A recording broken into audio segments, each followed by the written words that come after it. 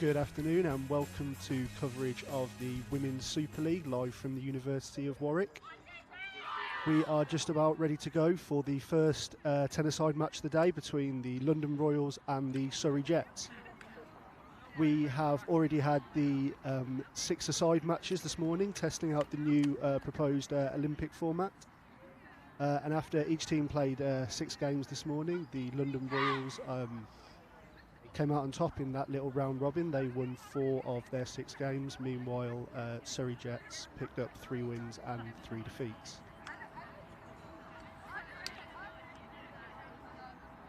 So each of those 6-a-side games are worth 1 bonus point for each team. So we have the London Royals already on 4, the Surrey Jets will be on 3. Each win now in the tennis side is worth 5 points, so it's still all to play for. And much could change this afternoon with our 4 tennis-side matches.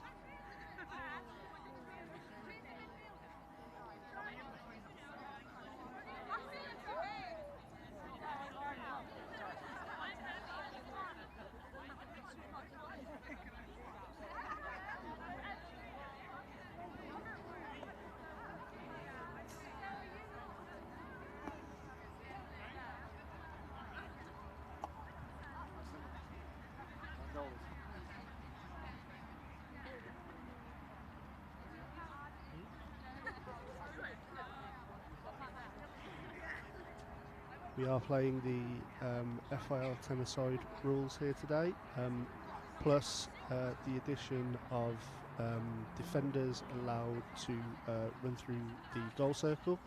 So slight modification there, but other than that, it is all tennis-side international women's rules, and we are ready for the first draw. It's Claire Farron there with the draw control, opening up for the Royals.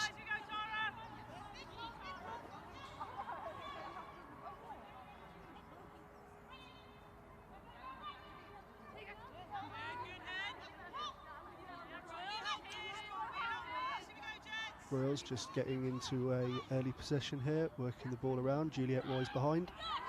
And goal, finish, Sophie Coombs-Roberts.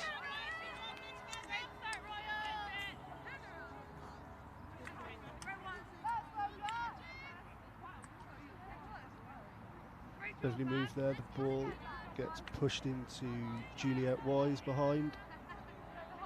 Spies the cut of Sophie Coombs-Roberts and the quick stick finish.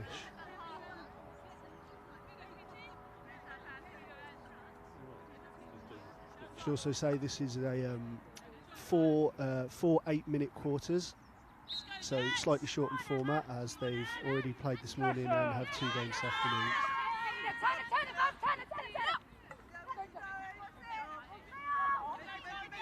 Jets do get the first possession, but that looks like it's just ran long. Yeah, evaded the stick of Tyra Dempsey.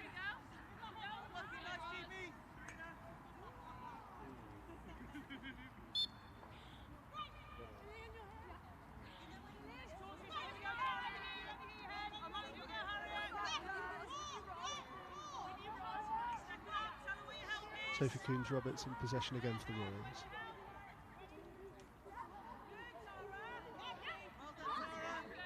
Moves it back, Claire Farron from the top, looks to drive.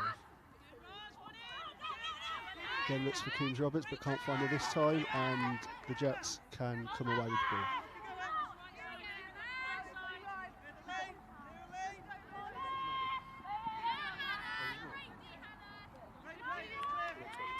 Ball up to Jessie Bash in attack. First attacking possession for the Jets here, looking to get themselves on the board.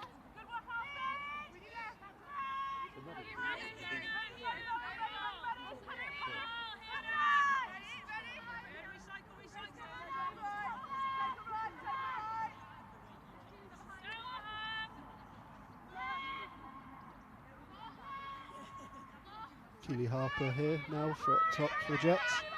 Looking to come around the crease, yes, and it's the equaliser for the Jets. Ros Lloyd-Rout with her first goal of the game. Very similar goal to the Royals score earlier. She's looking to work the crease, watching for the run, and she gets Lloyd-Rout free for the goal.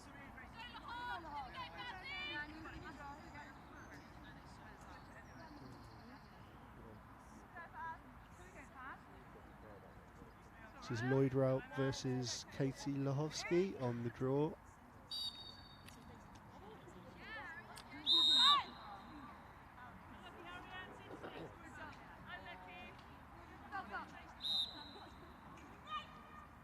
Ball goes Royals.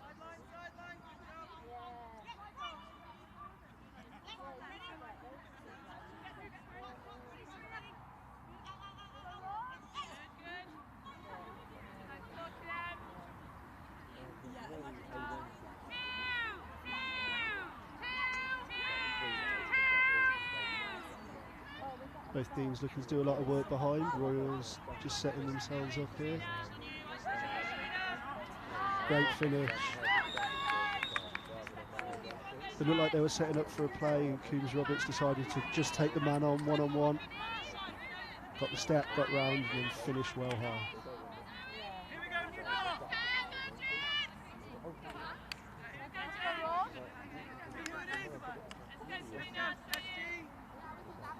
Just left the defender a little flat-footed, saw the opportunity and powered round.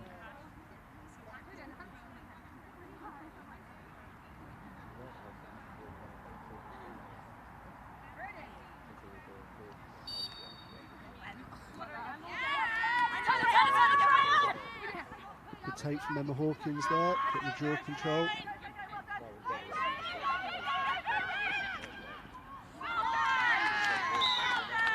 It's a great goal for the Jets.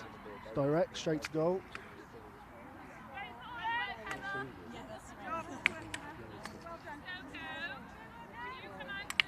Not really much defence offered up from the Royals there. They kept a clear lane down the middle and they're taking advantage.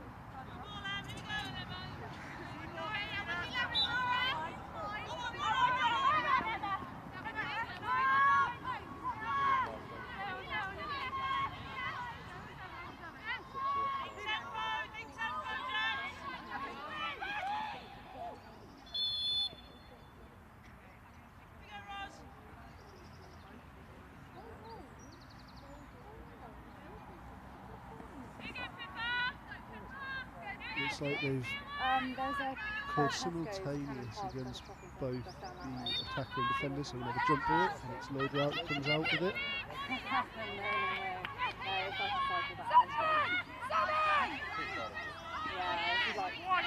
Dash can't quite find the right pass, and ball runs out.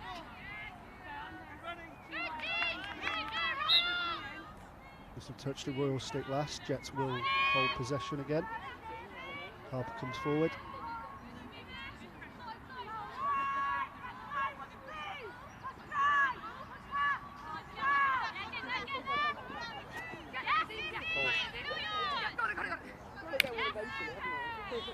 Coombs Roberts comes away with the ball.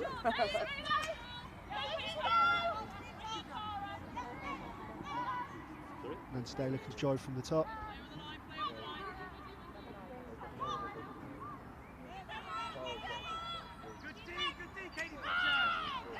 And that's another goal for the Royals. Laura Beanon there with the finish.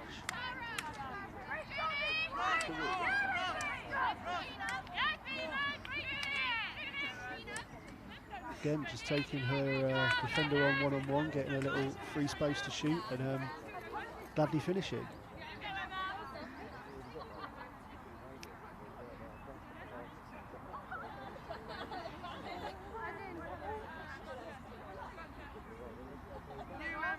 Just coming to the end of the first quarter, the Royals holding a 3-2 lead over the Jets in our first ten-a-side match of the afternoon. And that's quarter time.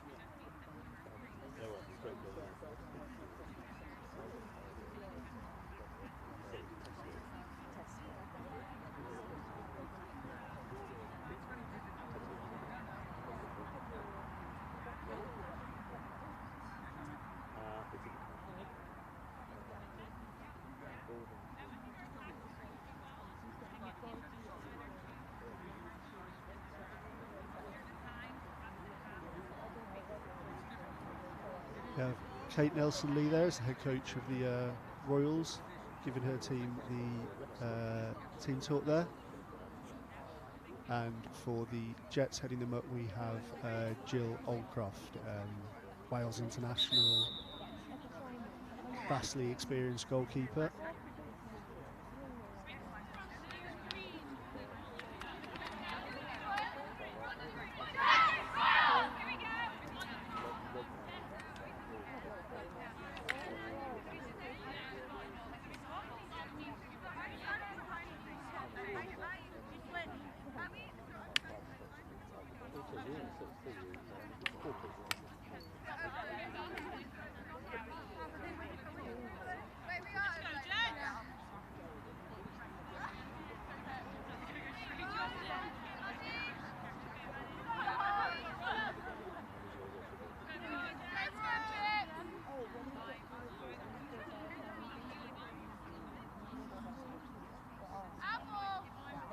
And we're ready to start the second quarter here.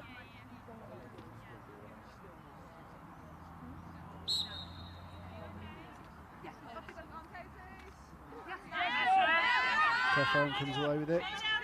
Into drive. Strong defence there from Stacey Wright, pushes it back.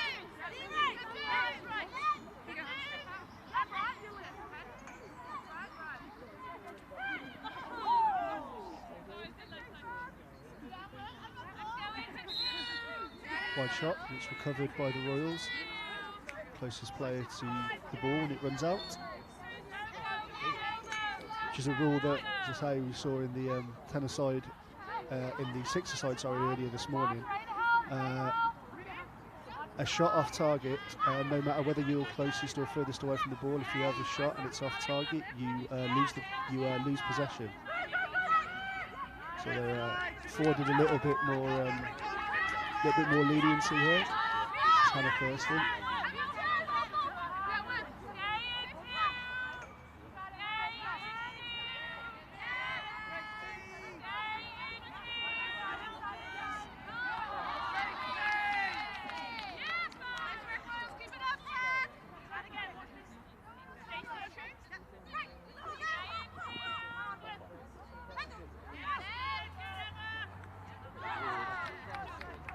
Third goal for Sophie Coombs-Roberts, another for the Royals. They extend their lead to 4-2.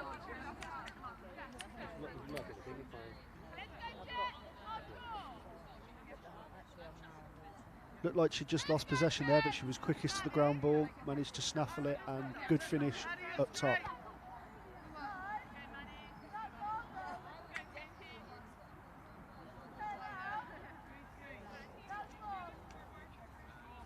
It's really somebody that the Jets and the other teams across the Super League will really have to work on stopping. Such a prolific goal scorer in this and in international lacrosse. It's really something that teams need to look at in when they set up their defensive plans. The Royals win another draw control.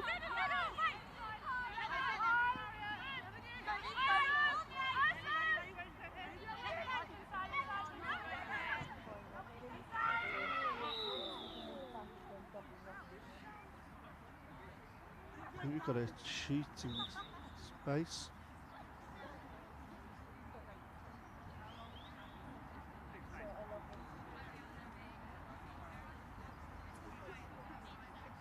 Yeah, I think 20 is going to be penalised for shooting space there.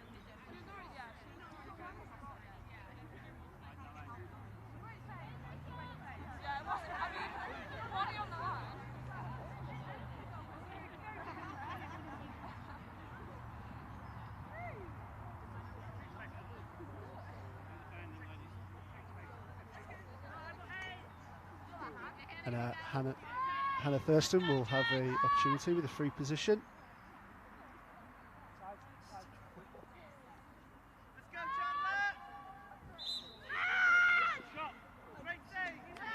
Looks like a save from Chandler, bounces over the top.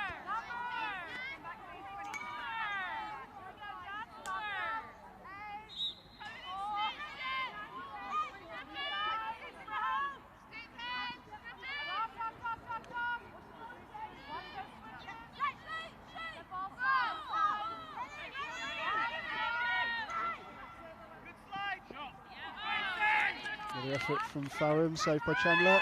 Back into the middle again, Lachowski. Oh, unlucky there. It looked like Chandler had made the save and it dropped, and it seemed to drop just outside the goal circle. She's not happy with the call from the umpire. We'll have a look at it here. So Lachowski takes the shot. It's saved by Chandler, and yeah, looks pretty fair. Lachowski managed to keep her feet out the goal circle and pushed in the rebound.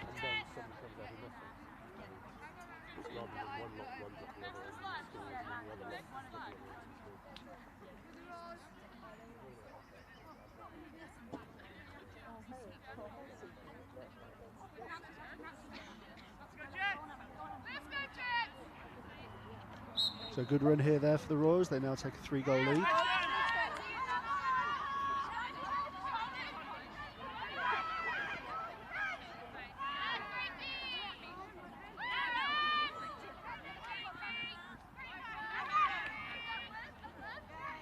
Good work there by the Royals. Good quick transition, get the ball out after the turnover. Wise back to Day at the top. Pushing and probing. Can't make the pass, and Emma Hawkins picks up the ground ball and looks to clear.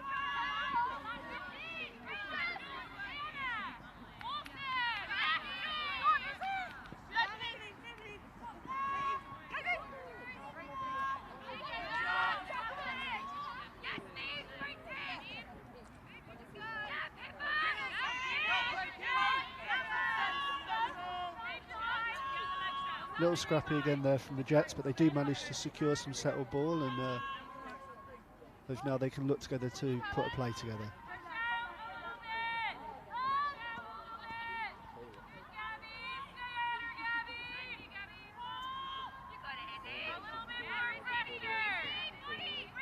High pressure defence here from the Royals, looking to push the Jets out, not giving them much space here.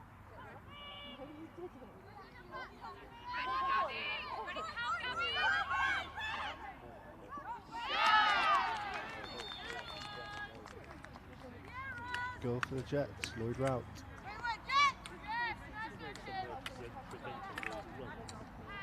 They're just looking for their right matchup there, I think, and Rout fancied it, got past a defender, and it's a really good finish, stick side as well on the keeper.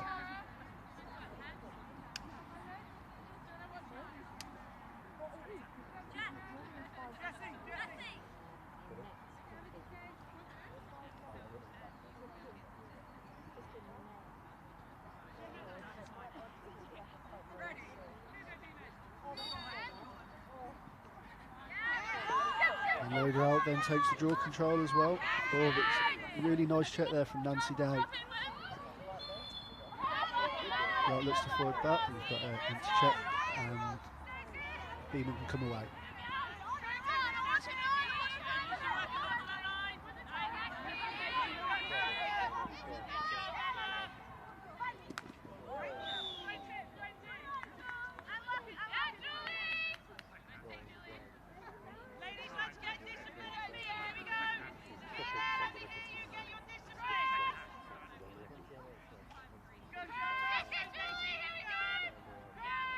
Julie Wise from the free position here.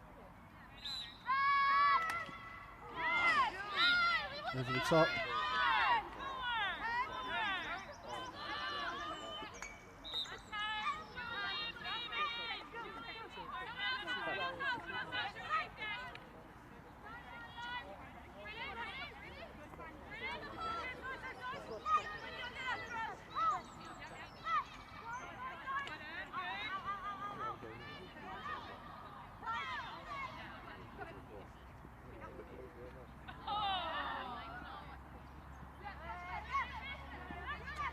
Good ground ball collection there from Izzy Edwards for the Royals. Day again from the top.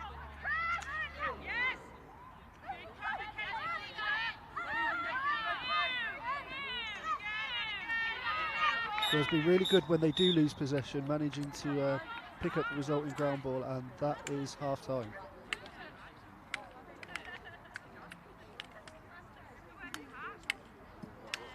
Good quarter there for the Royals. They take a 5-3 lead into half time.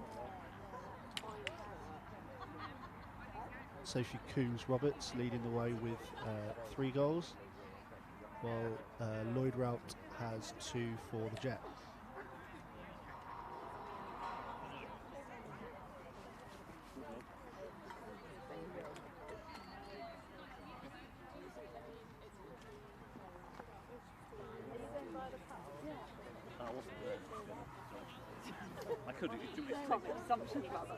Here we have all the goals from the first half's action.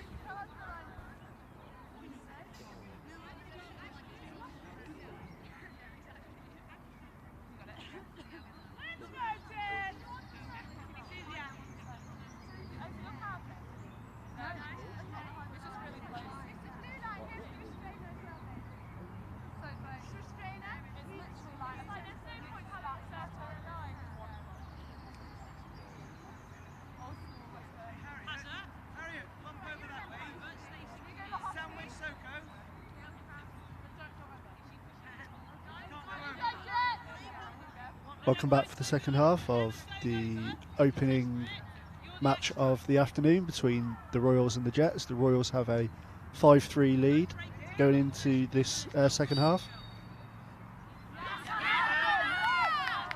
Well won by Hannah Thurston there off the draw control for Royals, and she looks to drive to goal.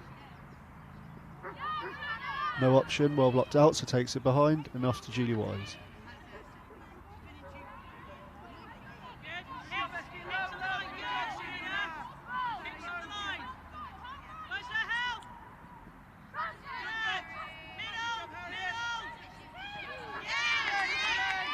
Good interception there, goal for the Jets. I think they've switched over to Flick McCallum for the second half, and she comes up with an early interception.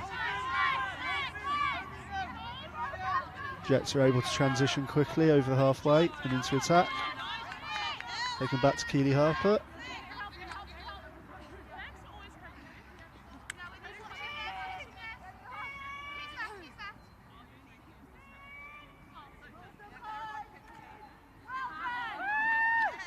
And it's the opening goal of the half for the Jets.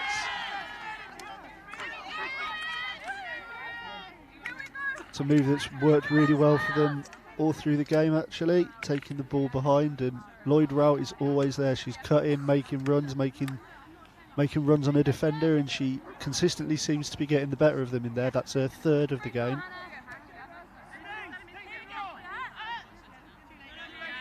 Jets pull it back within one.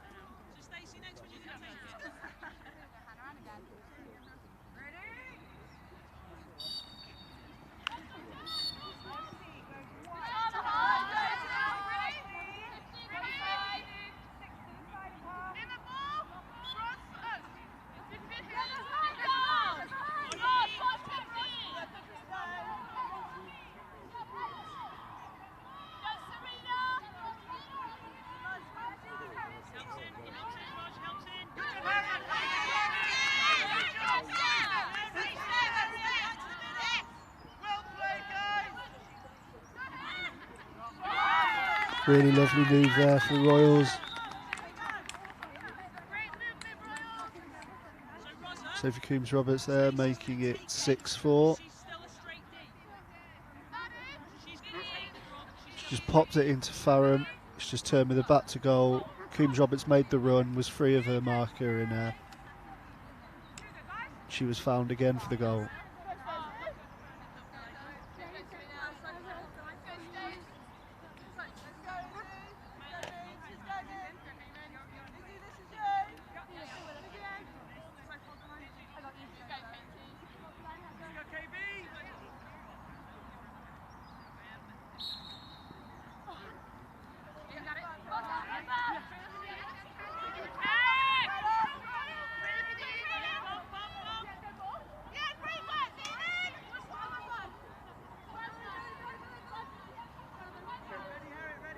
Royals look to have started the second half with the same intensity that they ended the first, moving the ball quickly, dynamic. And it's Coombs-Roberts again.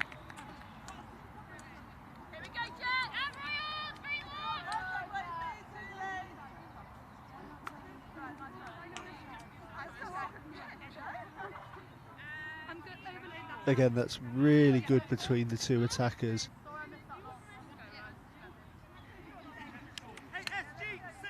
Wise knew exactly where her attacker was going to be making the run, put the ball there, and quick stick finish, nothing more needed, perfectly placed.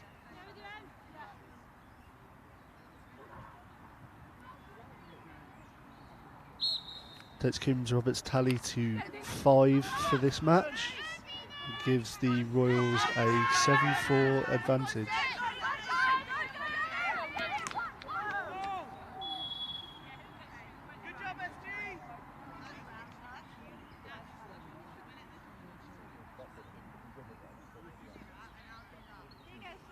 We have had a foul here against the Jets.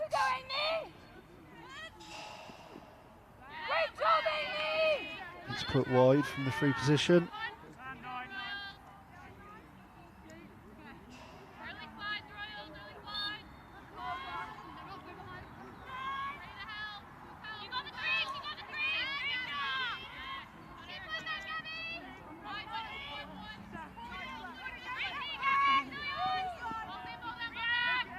Pass just goes awry there. Hawkins looking to keep possession for the Jets. She's under pressure from Izzy Edwards, and Edwards manages to turn it over.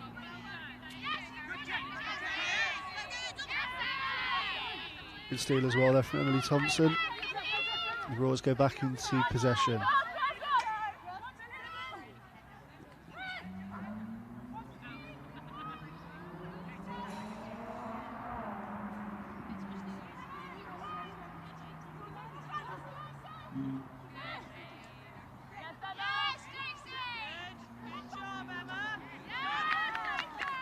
Another lovely finish there, Coombs Roberts, just causing real problems for the defence already today.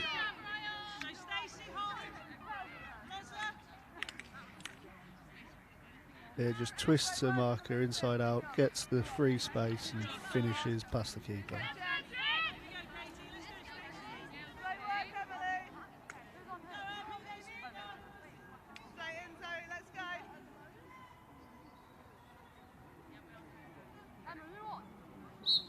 So the Royals have opened up an 8-4 lead here now on the Jets. As we enter the end of the third quarter.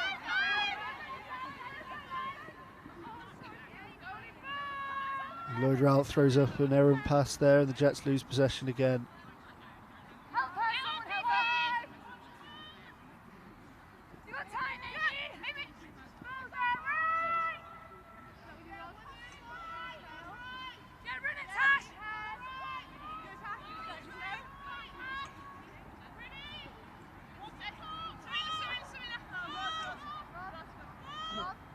Royals under no rush here to play the ball, and they look to pick up the final shot of the quarter.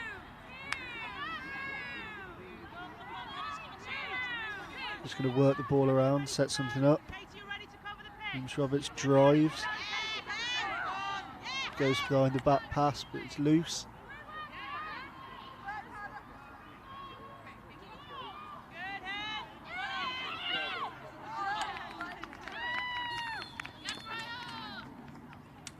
Another for the Royals there. Really looking dominant in the offence now. Again, wise to Coombs Roberts, the same combination, picking up multiple times.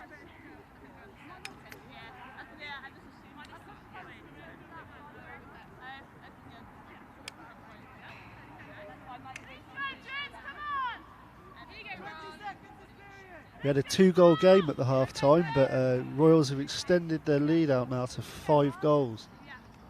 The Jets are going to have a lot of work to do in the final quarter to pull that back.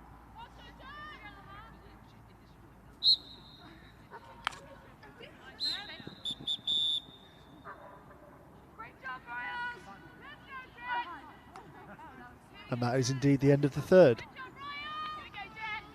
So Royals take a commanding 9-4 lead going into the final quarter, being led very ably by Sophie Coombs Roberts, who's picked up 7 of the 9 Royal goals today.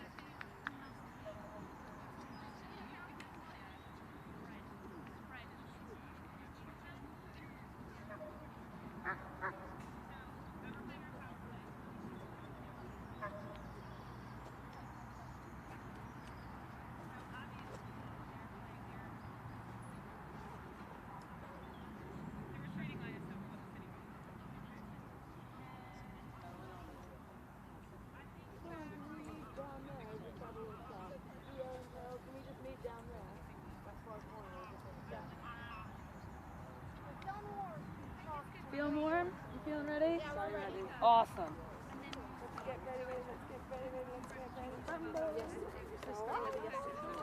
Oh my god, is that cool? Yeah, it's quite slow. That's yesterday.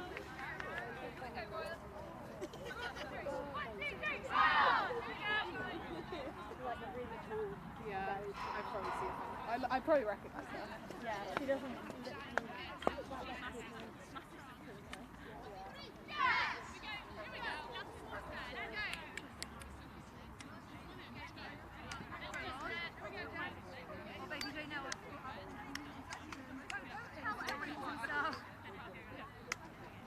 Not for a 24-year-old young. Not for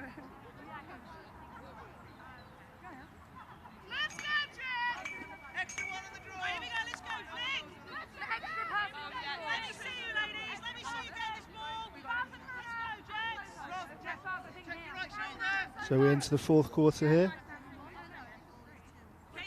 You will notice one more further addition that we have to the rules this year is, as in we have in previous Super League years, is in each one of the 4 quarters, each team is allowed to nominate one of their quarters as a power play quarter. And this means that any goals scored during that quarter are worth double.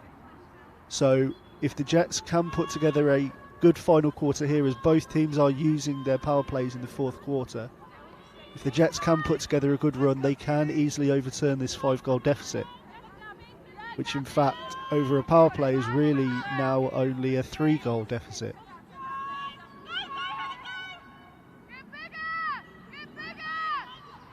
And it is Jets in early possession as well.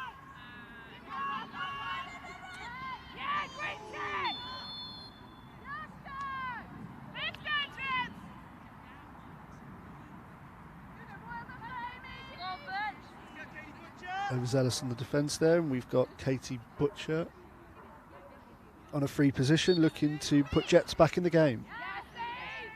But it's saved by Amy Grant-Moreland.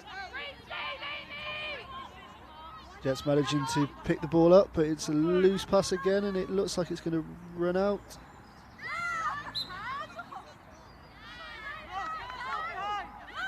Well shielded there by Amy Martin. Yes, the Royals have won the ball back. Well shielded there by Martin. She just saw it out over the line. Claire Farham's able to come away with the ball now.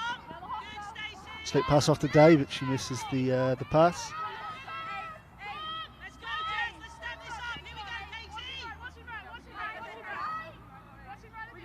Recovered out to Martin.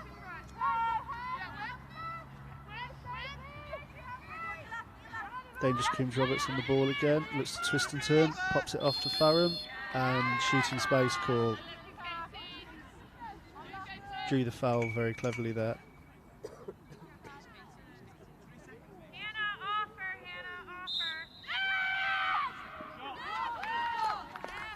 And the free position's finished.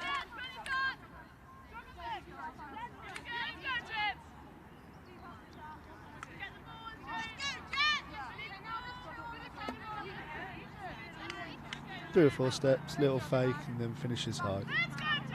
You'll see that gives the Royals 2 points there, so they now move into an 11-4 lead over the Jets.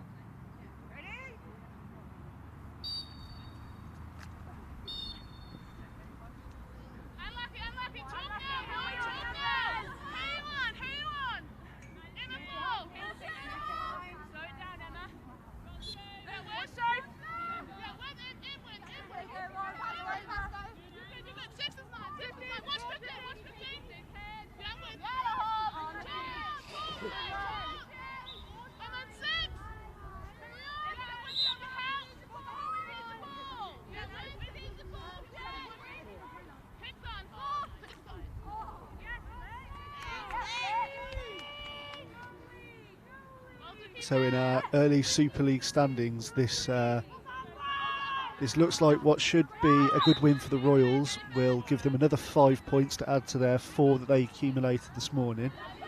So that will put them firmly at the top of the table with 9 points.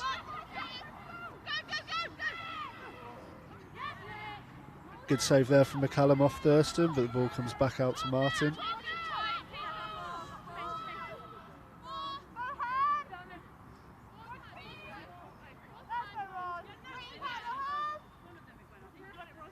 Day looking to jive, but good defence from Lloyd Rout. Pops it back out to Farham.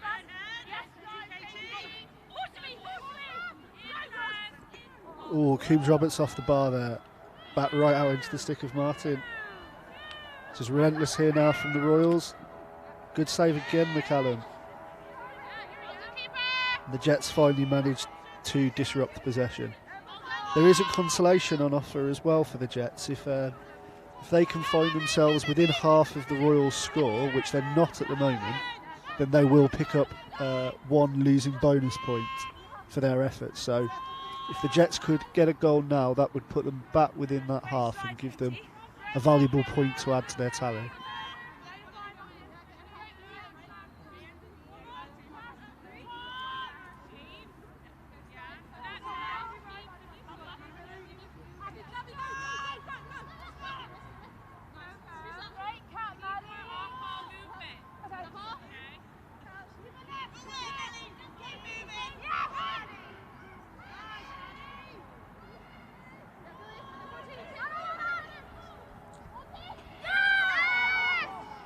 Madison Jones off the post there with the quick stick. And then the foul is given against her as well. And the Royals will come away.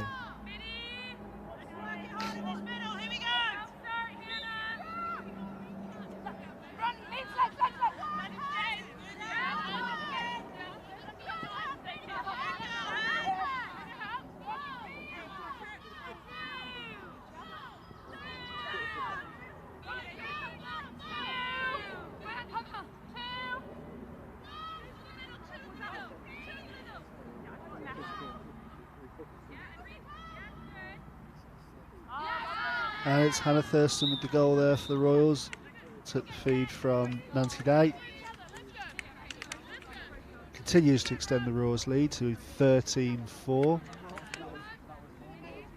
See that goal there scored by Hannah Thurston. She is a member of the England Under-19 World Cup squad that was just announced earlier in the week, and she's also a freshman at Duke University. It's been out there for earlier this year and has just returned after the end of their season.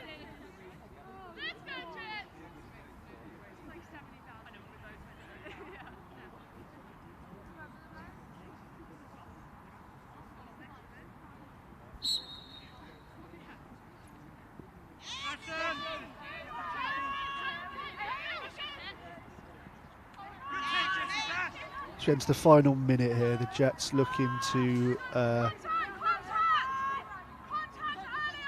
end on a high, possibly get within a half of the Royals. They would now need 2 goals in the last 40 odd seconds.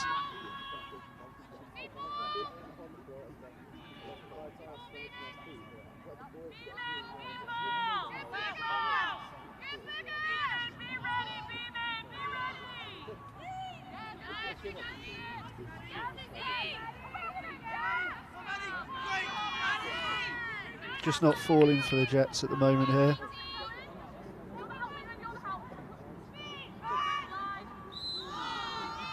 Yep, got a foul there in the 11.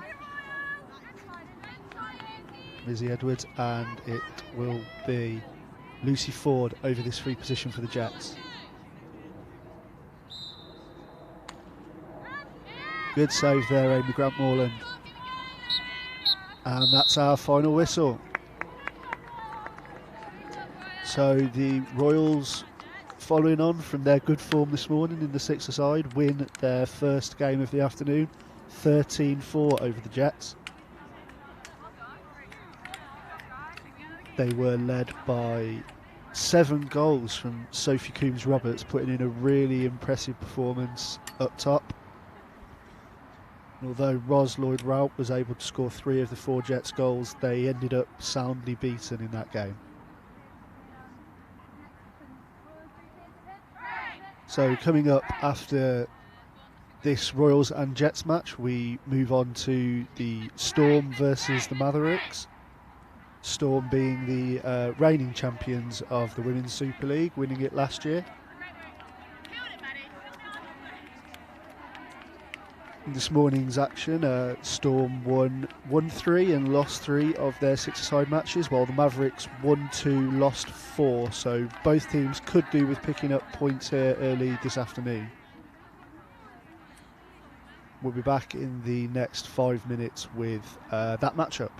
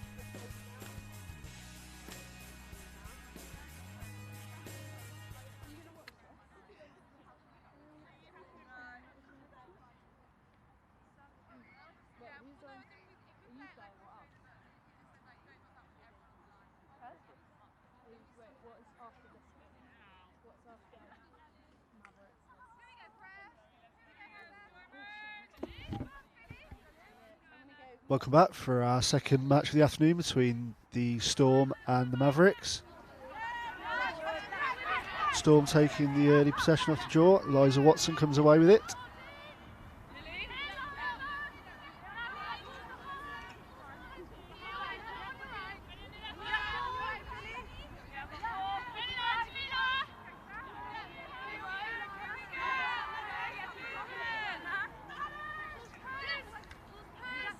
Jenny Simpson with the ball up top, looking for a cut-out.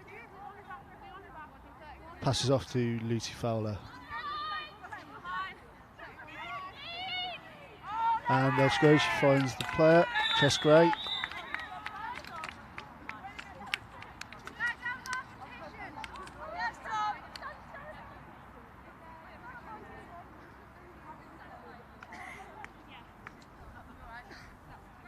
That's what Jenny Simpson does so well there. She's always working the ball behind, looking for the run, looking for the cut. She couldn't get it the first time, but second time she does find Gray, and Storm are on the board.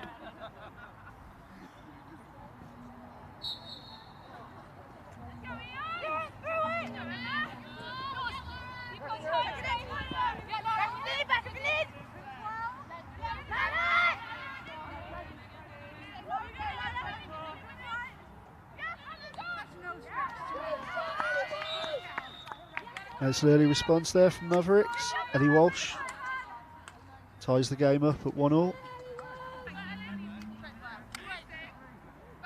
Nice drive. Looked like the defender had got across a bit. She carried on her run, took the hit and put the shot away.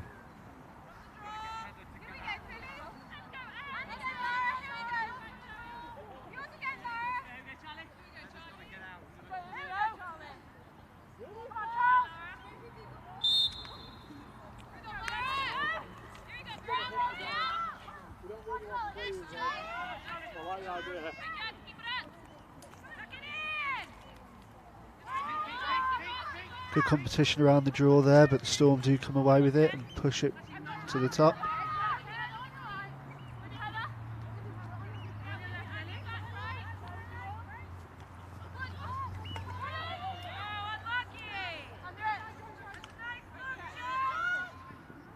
Nice check by Ellie Walsh, but the ball is retained still by the Storm.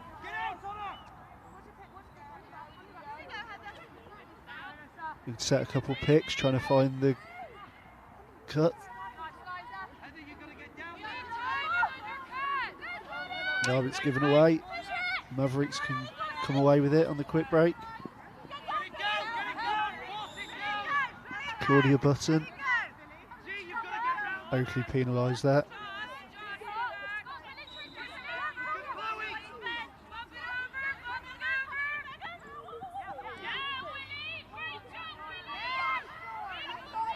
Good double defence there, led by Charlotte Williams.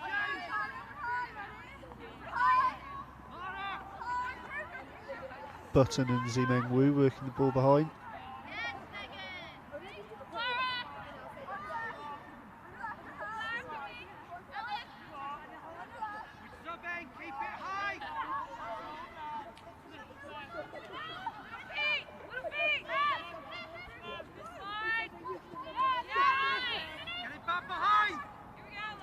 Stacey looks for Wu, looks like the keeper interception. And the defence are able to come away with it. And your Devon Berry moving the ball through the midfield.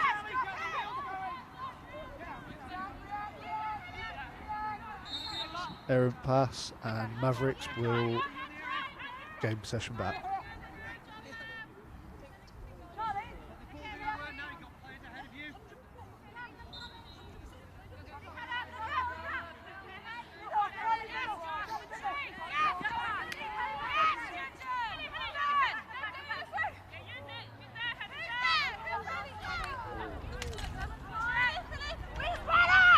Attempted check from Jenny Simpson, but Philly Stacey is able to come away with the ball. She moves the ball through.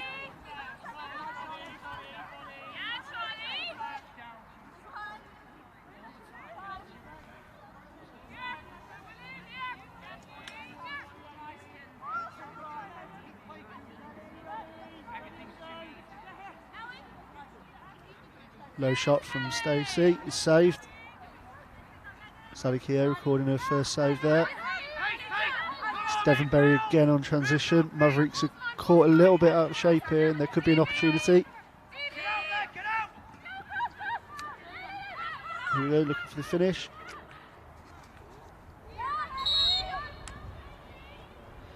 Unlucky, it was a good save there from the keeper. Justin Robinson looked to get the shot away, but this foul was given just before the shot. Robinson will get a second chance from the free position. Another good save there. Kari Land, I think that is, in goal there.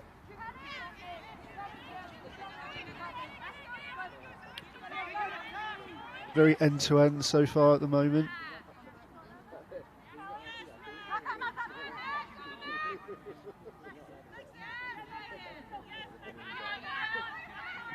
Lots of transition, and surely both teams be looking to get some settled ball in a minute. We are fighting again over a ground ball here. It has popped up for the Mavericks.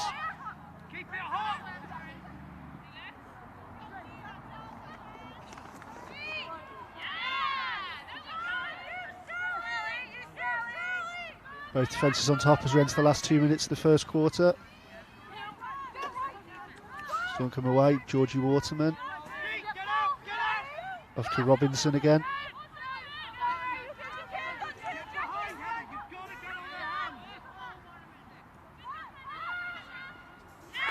And nice finish there for the Storm, puts them back in front.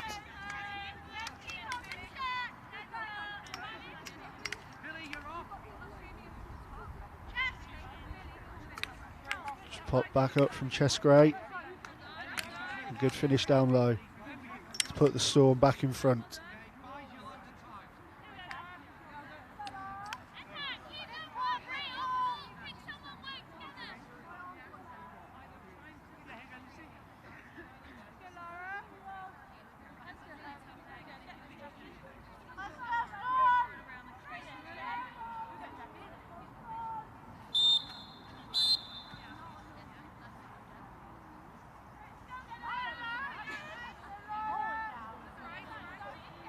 Redraw there from the umpires.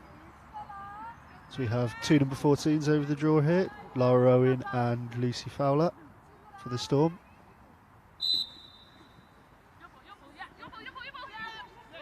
And Owen does come away with it eventually.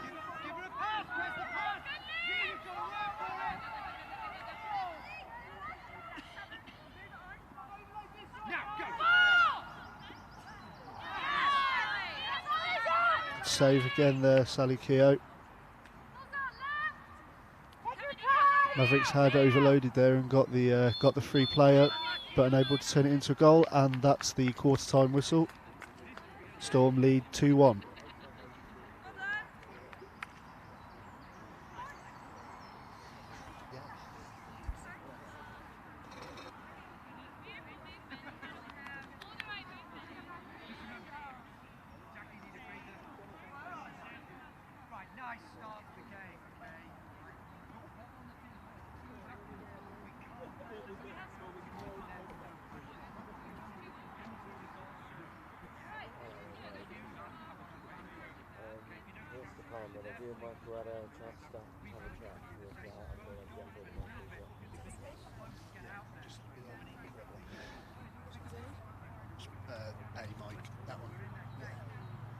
Does that work? You should be able to speak to you. Yeah? Have you got that? Perfect.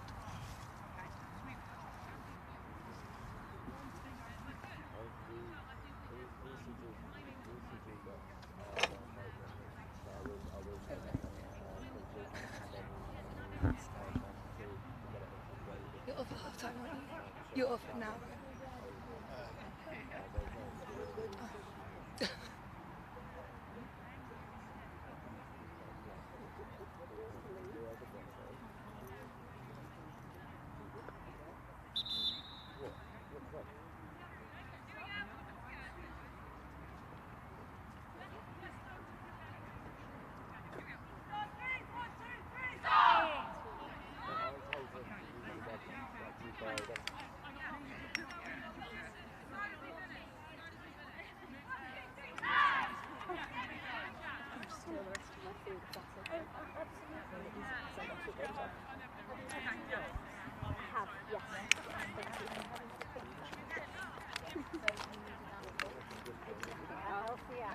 Healthy apple. As we get the second quarter underway here between the Storm and the Mavericks, we are joined on co-commentary by Sophie Coombs-Roberts of the London Royals. Hi, yeah, great to be here, having a nice break in between our matches for what looks to be probably one of the best matches of the day. You had a pretty good win earlier, just come off the back of, I think it was 13-4, got yourself 7 goals there. Did you? How did you find that game earlier? Yeah, it was a really good game. I mean, obviously we were all pretty tired from this morning, playing a lot of kind of the new Olympic proposal rules, which is 6v6. So it's good to have a break and then come back in and get a great win. I think this game will be super exciting. Northern Storm have won the Super League a couple of times, and they've got a really threatening team, so it should be a really good matchup. Yeah, Storm back on attack again here. Just had an opportunity to score, went wide.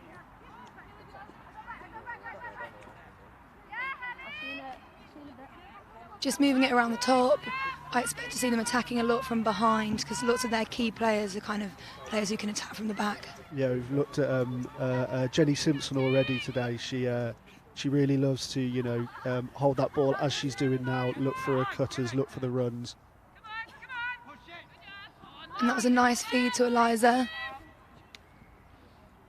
Maintained by Welsh international Lucy Fowler, but quickly dropped again. It's just not been the cleanest game so far. There's been a few misplaced passes, a lot of work in transition. Oh, and that was a really good opportunity there. Again, a feed from Simpson. A really nice shot. Georgie Waterman there with the shot, I think just pushed away by Land.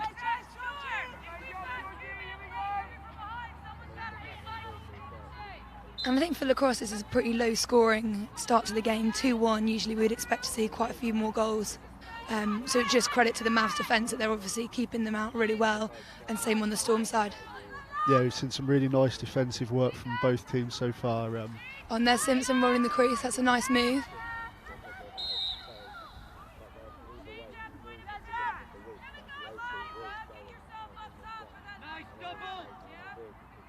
Call just goes against McRae there in the defence. Oh, and unlucky again, we just see Simpson keep trying to thread the needle there.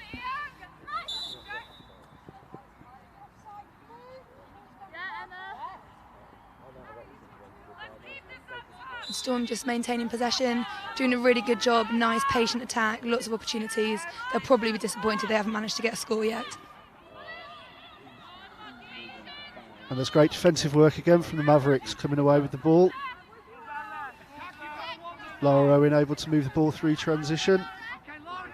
Down to Chloe Weiner, who's just transitioning it behind the goal. Katie Parrish now with it.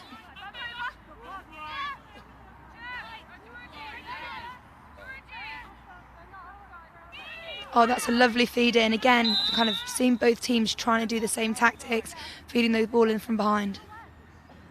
Yeah, so in the first game that was used by both teams, and we're seeing it again here, although the defences are actually doing a really good job of countering those cuts, countering those moves.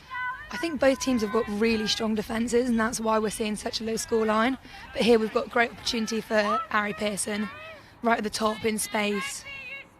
I expect she'll really drive in hard to try and draw the players.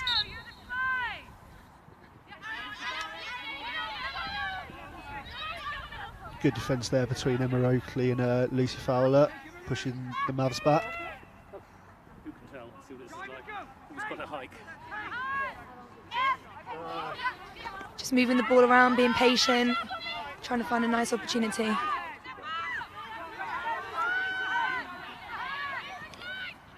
Oh, and that's a great drive from Ellie Walsh, a fantastic save from Sally Keogh, who obviously played for England for a number of years, a really class goalkeeper. Yeah, Walsh has really looked effective driving from that sort of range. She's tested the keeper a couple of times, managed to score one, but as you say, Sally Keogh's been very Oh, that was an unexpected and cheeky goal from Steph. Storm just able to extend their lead there. And look here, no one's kind of expecting it. She brings it out, None of the defenders are looking at her. That's, you know, a really effective shot, but took everyone by surprise. Yeah, I think the defence thought they had her covered, but she decided to take the option on anyway, and it's paid off. Yeah, it really has. That's a good one.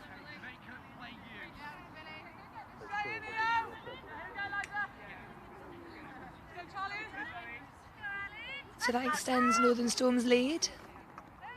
3-1.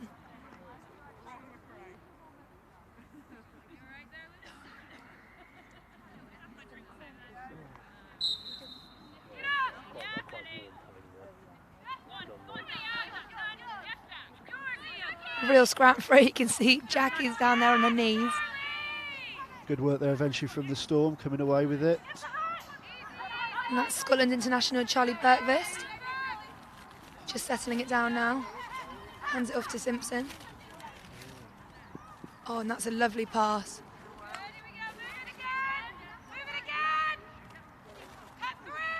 Oh, great defence there from Mavs, really trying to shake it up.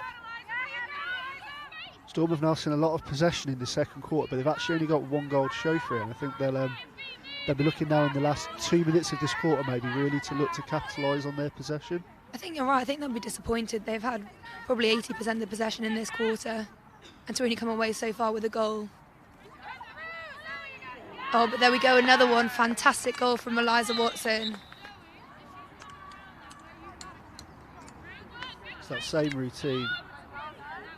That feed from Ball Bergvist behind. from behind. Straight in, lovely feed and a clinical finish.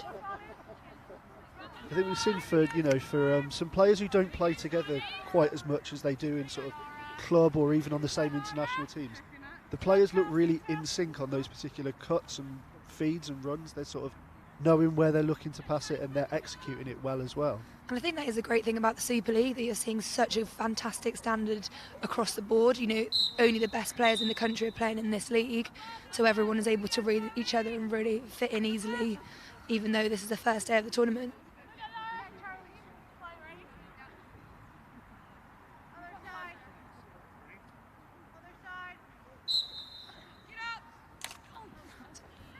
I'm surprised not to see an empty stick check called there, but Northern Storm retained the ball. Yeah, I think everyone was sort of stopped there for a moment looking for the foul, but nothing came. Oh, and Mavericks have got it with Claudia Button, pegging it down the pitch. Off to Chloe Weiner. They look to be aggressive here with the clock running down. Oh, unlucky, that was the right idea. And again we see Keogh. Cool as ice. It really does help having someone of that sort of skill and class in your goal. You always know that they're there. You know that they're always dependable, and she's been a real asset for the Storm already so far. And her experience is just kind of second to none. But there you see a great takeaway from Helly Kellett-Clark, doing what she does best on the defence and now just really running that ball down to try and create a fast break opportunity.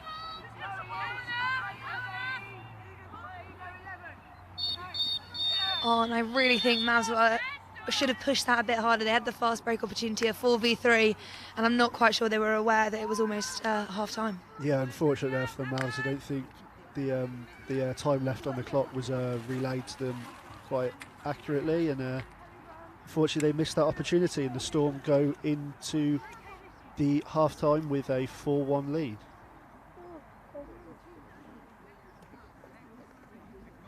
So we just mentioned earlier this morning we were playing the 6v6 trial rules. Was that your first opportunity getting to have a go at the new rules, and what did you make of them? Yeah, that was the first time I played it. I know some of the girls who are on the England side played it the other weekend. I really enjoyed it. It was so fast paced. I think the first one we did, it was very up and down and exhausting, and I think it took us a while to kind of get to grips with it, but by the third game I think we kind of started to get the hang. It's a very different game. It's much more fast paced. I think it's a midfielders game, which probably wasn't so good for me.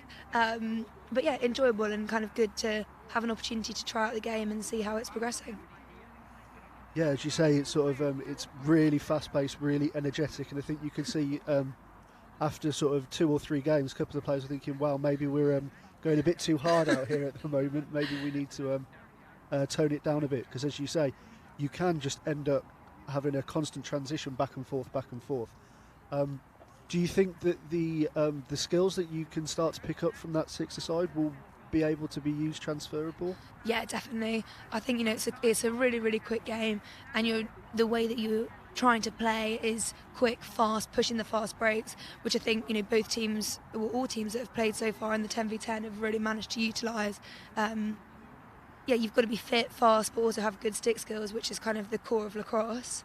I think it's with the 45-second shot clock, it's more about finding the right opportunity.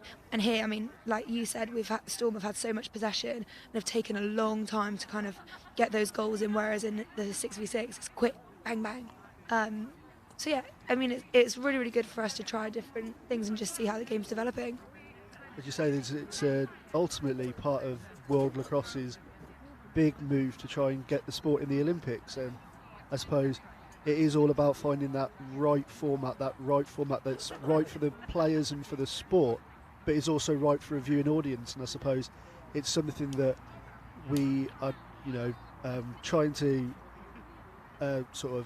explore, look at the possibilities of, because ultimately we would like to provide the sport an opportunity to be seen by people who don't usually watch lacrosse, and it's trying to get the format that's possibly the easiest to watch, the easiest to understand for a non-lacrosse audience. Yeah, and I think that's what everyone wants. Everyone just wants to see the sport grow and develop. I think we've still got a lot of work to do in terms of refining the rules, but this is the right thing to do. Keep trying out different formats, keep trying out the number of players on the pitch, the rules, and ultimately, a few years down the line, we'll find the right combination. But that's what everyone wants. Everyone wants lacrosse to be a sport which is seen by so many more people, get more fans down to the game, and just make it into, a bigger and better version of itself. And looking ahead to the summer in July, I think it is, we've got the Women's European Championships. You're hoping to be involved with Wales this summer, yeah? Yeah, they announced our team yesterday, actually. Oh, okay, brilliant, well done. Yeah, so we can't wait to go. And kind of hopefully do one better than we did 4 years ago and win the gold. Although obviously England are a hugely tough competition, as is Scotland, and it's great that there's representatives from all three countries here today. And also a shout out, we've got a few New Zealand internationals playing on the pitch, who obviously won't be involved in the Europeans, but will be in the World Cup in a few years' time. Is it Megan Archer and Stacey Wright? I think we both saw them last weekend or the weekend before as well at the National Club Championships. They both playing for Centaurs along with yourself. Yeah. So yeah, I mean, it is really great to see. We've got, like you said, England, Wales, Scotland, and other countries as well, like New Zealand, on the pitch all at the same time. It's fantastic, and I think the more different countries that we can get participating in the Super League, like that's what we want, and getting great players to see kind of what we're offering in the UK, and just having a great time and enjoying their lacrosse. I think it's one of those things that you probably look back at it 5-10 years ago and you'd never even imagine that those sort of players would be aware of the game, or would we'd have those sort of players playing in our league. So it shows the rapid growth of the sport at the moment in sort of all those developing nations that are starting to just first discover the sport. Yeah, New Zealand are really competitive on the world stage now, so they enjoy playing over here. Likewise, when we meet them in the World Cup, we all need to be cautious of them too. Yeah, I think they caused a real stir in the World Cup. They put in some really respectable performances, and I think people sort of noted that over the next few years they could be quite a force. I think so, especially in the juniors, finishing 5th at the Under-19 Women's World Cup this summer. They'll be really gunning in that top group and trying to show people what they can do. We've just got the third quarter underway here, just after the half-time break. The Storm lead Mavericks 4-1. Mavericks getting possession straight off that draw. That's exactly what they'll want. They could do with some early goals here to start the comeback. I've also just noticed Storm are using their power play in this quarter, so every goal for the Storm will be worth 2, and this is a chance for them to look to extend their lead. And so I think Mavericks are doing exactly the right thing, taking their time over these goals. They want to hold on to the ball as long as they can to prevent the Storm from getting that double score. As Lara Owen guarded by Zoe McRae, who is an England Under-19 international, but will be going out to play in Florida for her college career next year.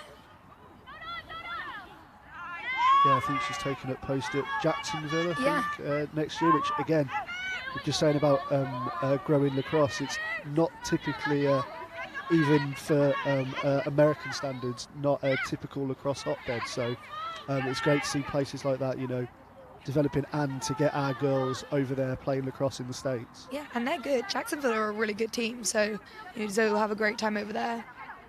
Oh, and that's an uncharacteristic error there from the Storm.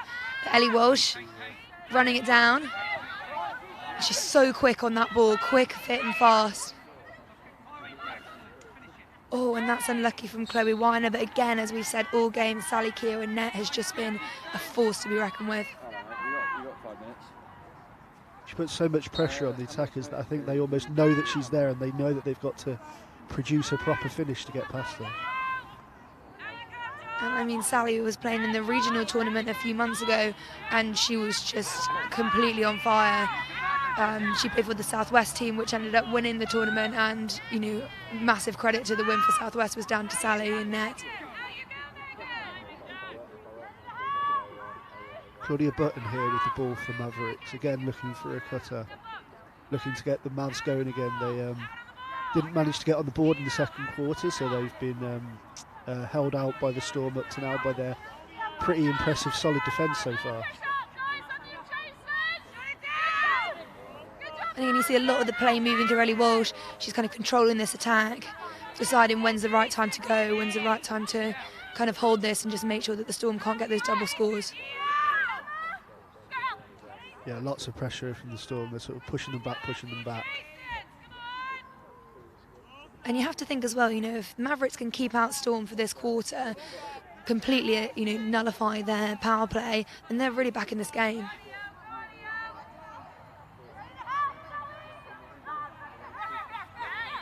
Again, you see Walsh driving, passing off to Stacey.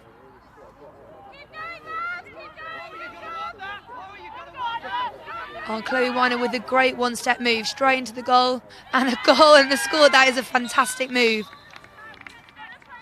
That's a real lovely goal there from Chloe Weiner. As you say, Mavericks were just looking for the right matchup, looking for the right opportunity, and as we see here. Just watch this step here. Her defender thinks she's going one way, she fakes her out, straight in, and really nice placement on this goal.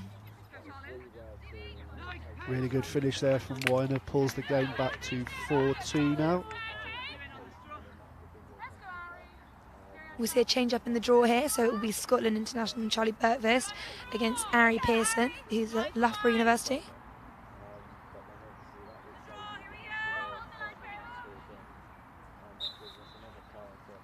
Oh, and that's a lovely take from Zoe McRae.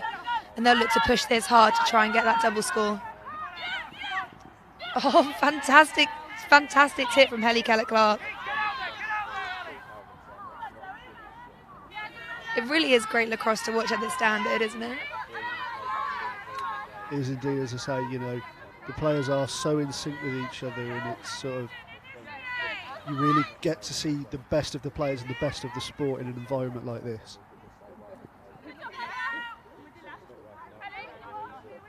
The ball now with Joss Robinson, looking for that drive. Did well to protect her stick there.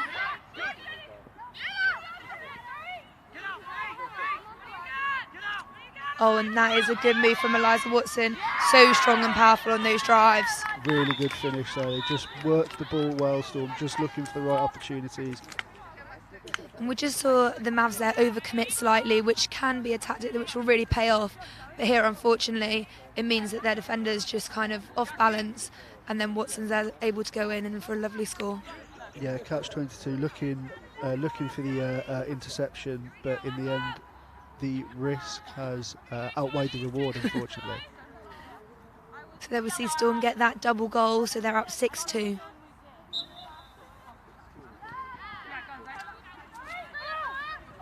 And again, Watson with that draw control. She's really having a massive impact for the Storm, kind of, on the draw, in the goal department. She's all over the field for them. Yeah, she's been really effective today, really good so far. As I say, previous years, Storm have had players such as Camilla Hayes in that middle area, but unfortunately she's not here for them today. So and that was a lovely feed. I'm surprised to see that Simpson didn't take that shot. But there we go again. Oh, and a really, really good save from the Mavericks goalkeeper. But again, we see Simpson. Oh, Relentless effort there from Simpson, but unfortunately she couldn't find it. tried once, tried twice. Really good options, but and they've got the ball back again. And this might be a third try. And yeah, third time lucky for Jenny Simpson on Yeah, I that don't one-on-one. Yeah, I'm not sure she was going to miss that one after those two. That's really crucial there for the Storm, just with less than 2 minutes in their power play quarter. Yeah, and that's a great pass from Chesgrove as well, kind of over the top of the defenders, straight into the stick of Simpson, and she's able to finish clinically.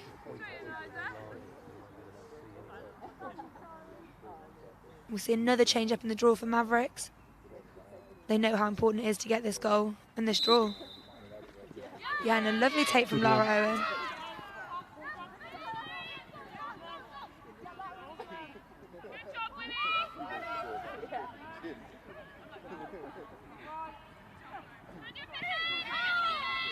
Oh, a great save, another great save from Sally. To say Mavericks were just trying to push it a little. I was surprised to see them push that because they could have kind of hung on to the possession there. This could really cost them here. Oh, another great score from Jenny Simpson. Yeah, Charlotte Williams moved that ball out of transition there really quickly, and you can see that the Mavericks were just slightly out of position, and when someone like Jenny Simpson gets that much space, she's not rarely going to miss. Yeah, and Charlotte Williams as a defender for their team, she's kind of anchoring their defensive unit. She's so quick, strong and fast, and any player playing against her is always a bit nervous.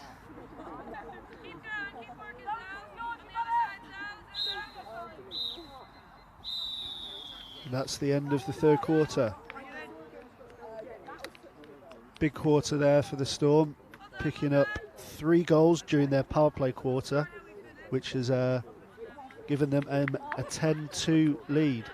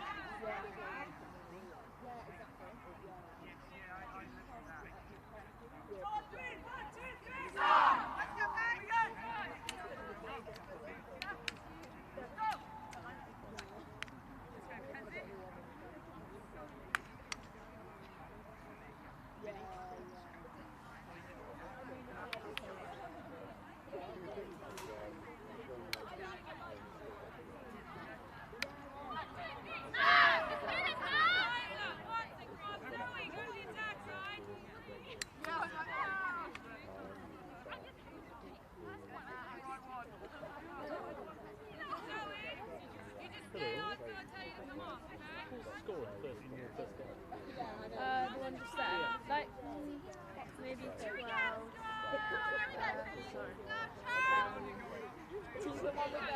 The bracelet where it's West flare trousers and then put it in the sock.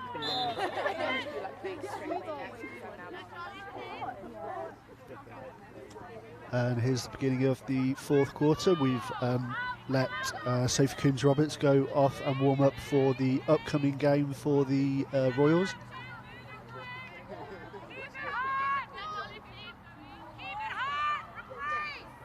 So the Storm have an 8-goal lead going into the final quarter. The Mavericks do have their power play on now, so in effect the gap is 4 goals.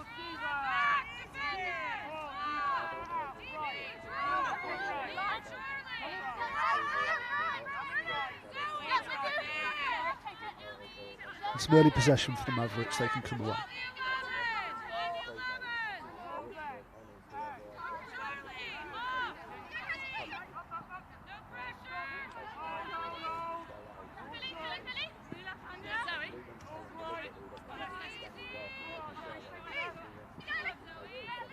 Walsh picks it in the middle, passes it off. Another good save from Keogh, comes back to Owen.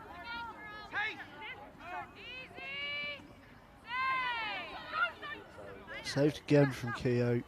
Really impressive so far today. She made 5 or 6 saves, often from point blank range. Good interception from Stacey.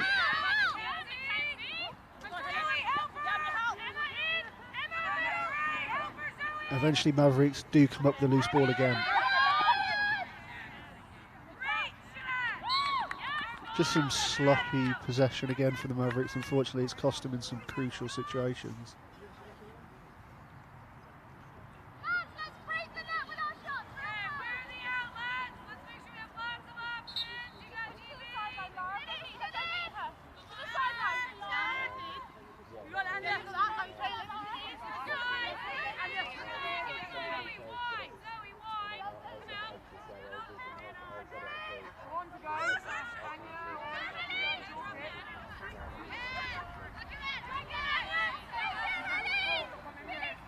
Kelly Clark can come away into the attack.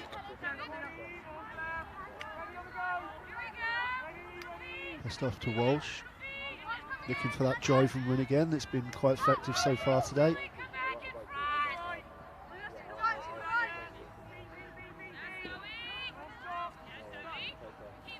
Stacey twisted and turning at the defence is looking pretty dogged so far. As you mentioned earlier, Zoe McRae in there and Emma Oakley.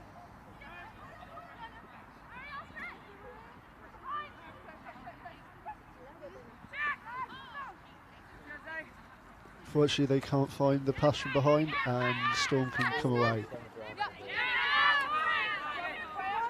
Really good work again there from Mavericks. 2 or 3 times in this final quarter, Storm have looked to clear, but the Mavericks have been really aggressive on their redefend.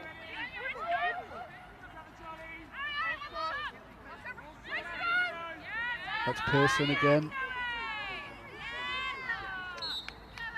And that ball will go loose, and that'll be Storm ball.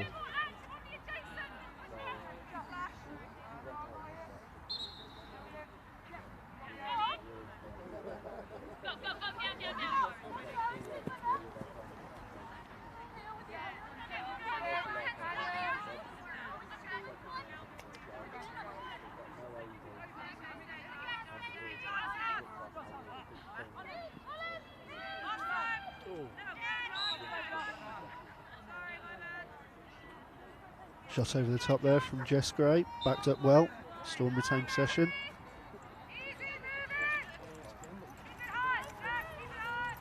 I don't want my parents to watch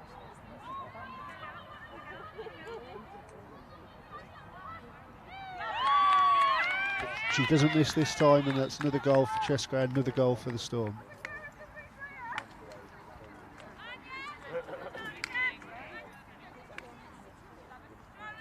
Bergfist as well to evade the defenders, pops it off to Gray, who's free to score the easy finish.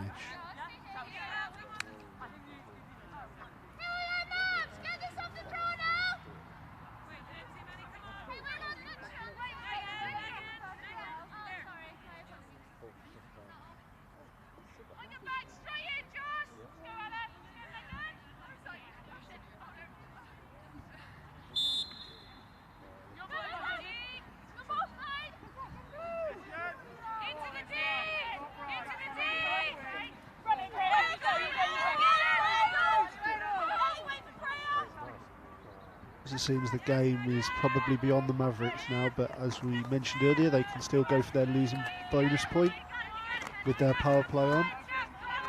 There's always the possibility.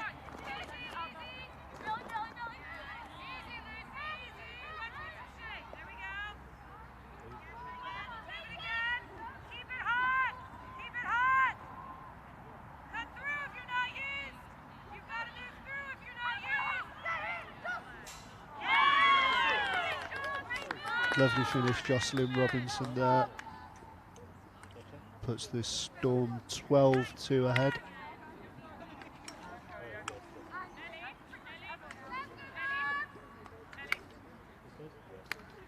It's a nice height for the keeper there, but just too much power.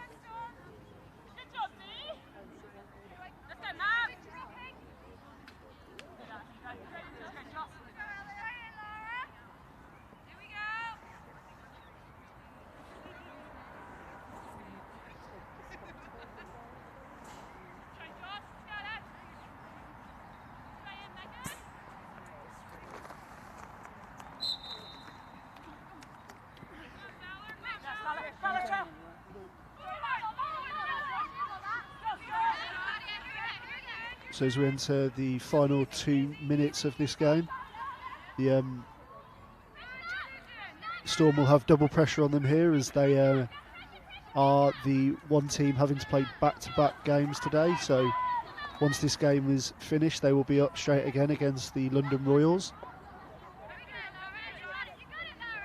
Meanwhile, the Mavericks will take a game rest and will finish off against the Jets in our final game of the day.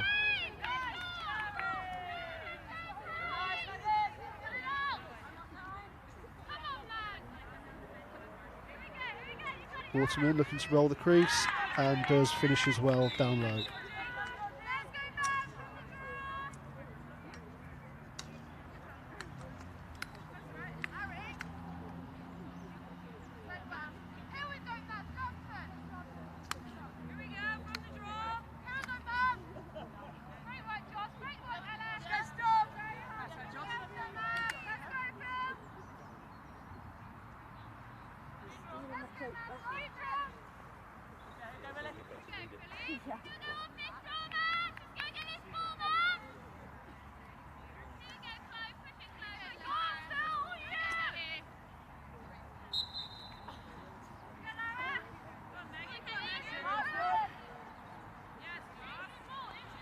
Storm pick up possession again as we enter the final few seconds, and there goes the final whistle. Comprehensive win for Storm in the end, 13-2 over the Mavericks. They will take 5 points from the game. That will put them just 1 point behind London Roars at the top of the table, so we have a, in effect, top of the table clash coming up now between the Royals and the Storm. Should be a great contest, and we will bring you that in the next 10 minutes.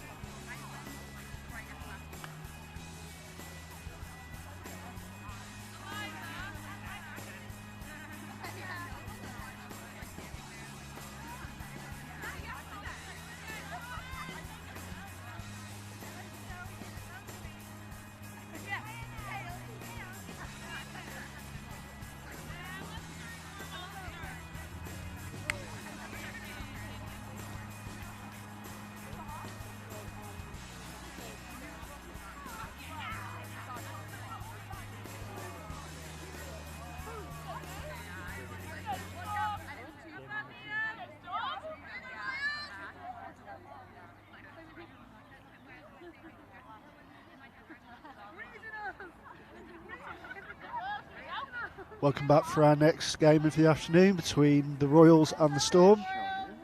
This is in effect a top of the table clash, as both teams have already won one of their 10-a-side games today, and the Royals picked up 4 points this morning in the 6-a-side, while the Storm picked up 3. And that's an opening goal for the Storm there, number 14, Lucy Fowler, getting them going early on.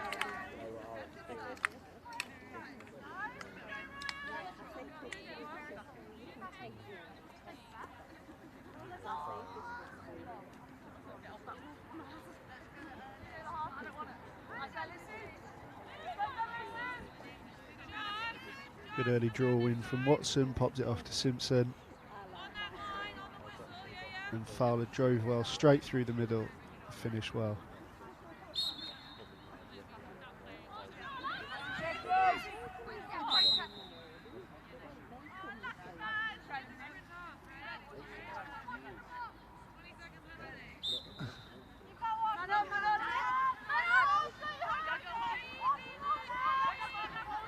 More early possession for the Storm. Looking to work it at tempo again. It's Simpson round the back, working well in tandem with Chesgray.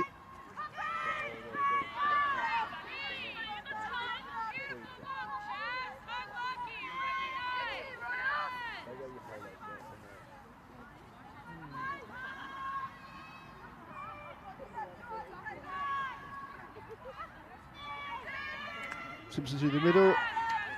Yes, and doubles the Storm's lead.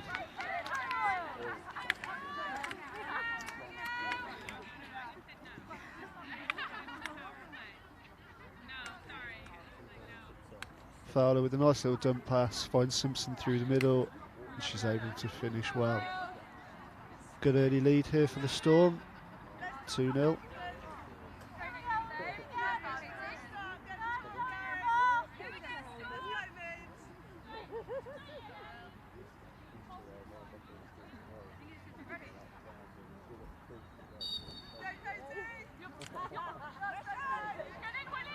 Royals finally come up with the draw win. Coombs Roberts passes off quick to Juliet Wise, and there we go.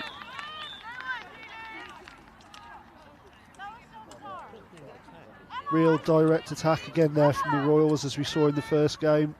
Coombs Roberts drove to goal, popped it off to Juliet Wise, who was free, and finished well.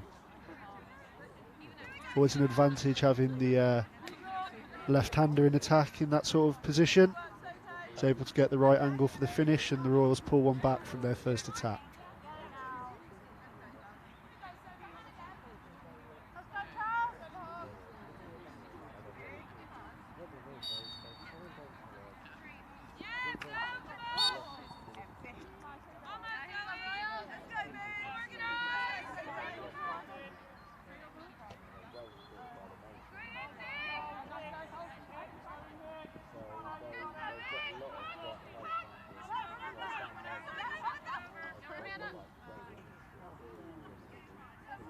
So good save there from Keogh again for first for this game from the shot from Martin. Back out to Wise looking for Coombs Roberts, and there we go, tied up. That combination again, Wise and Coombs Roberts, this time the other way around. Royals are able to level. Good take there from Nancy Day, the ball was almost going out, and then Wise just finds the run of Coombs Roberts. She was, defence didn't have tabs on her, and you can't do that sort of thing when she's about. 2-2.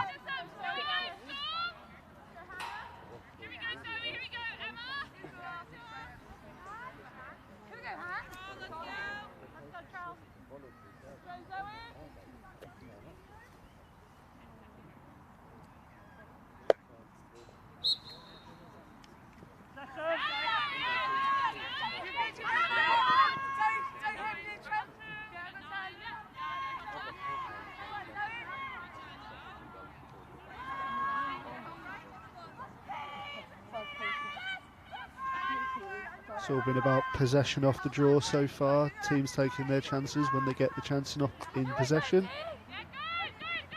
Storm this time round, and there we go again.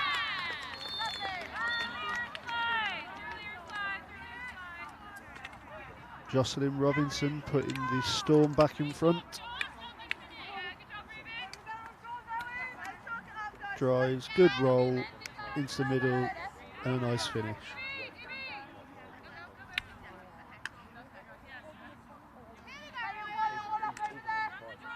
This is what we're quite often used to seeing at the start of these tennis-side games now. The sort of the first quarter, the early stages are all about taking ball off the draw and drives to goal. Before later in the game, we sort of see the more settled possession teams calming things down.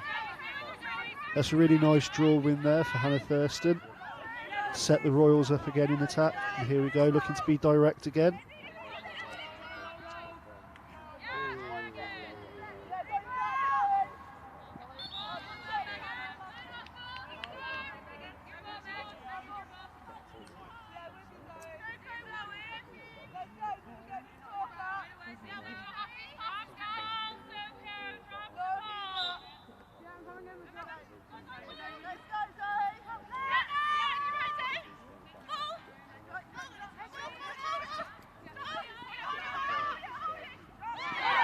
Lovely goal, Jocelyn Robinson again there.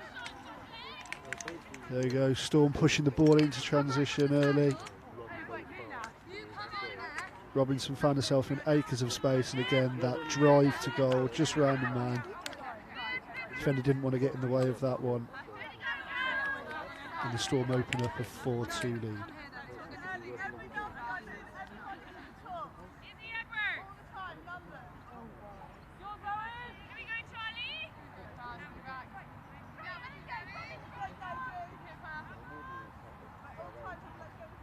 Back to Lahovsky on the draw for the Royals, up against Charlie Bergqvist.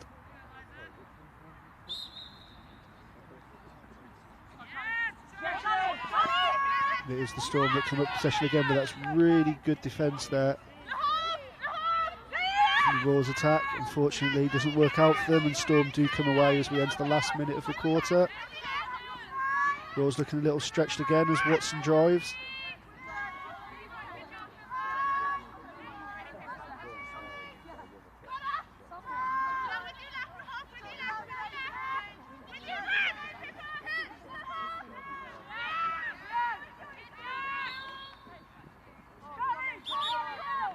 And characteristic error there popped up, and Royals will be able to try and clear the ball out. Still have quite a few players over there, they'll be able to put some pressure on here. Watson, yeah, and Thurs drops it, but good recovery on the ground ball.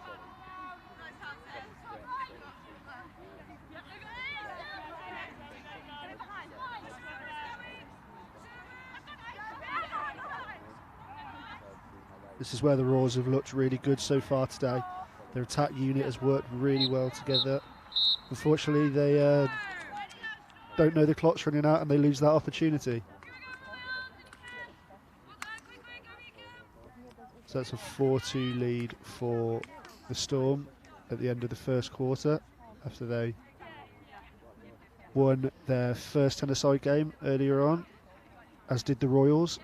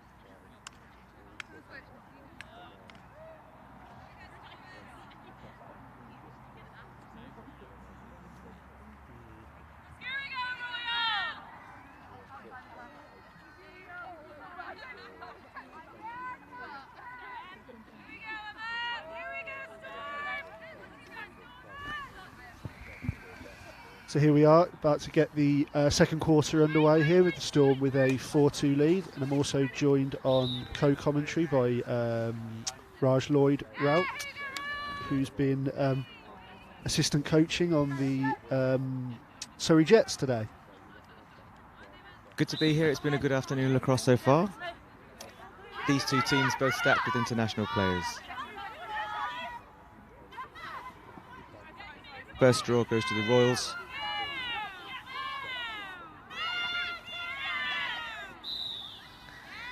And Claire Farram driving hard to goal, getting called upon a foul and getting put on the centre hash. Yeah, Royals looking to be very aggressive so far at the start of this quarter. They have been quite characteristic of their attack so far today. That's a really top save there from the Storm. I think that's Emma Dyson, I think, if they switched into goal. Yeah, they switched the goalies up. Katie Lahovsky with the ball.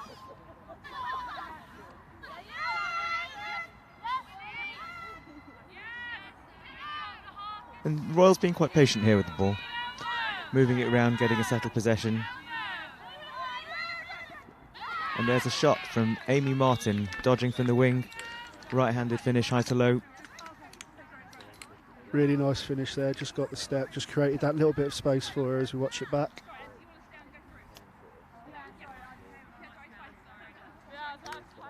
Nice step under, given a bit too much room to operate. Got a decent angle. Royals pull it to within one.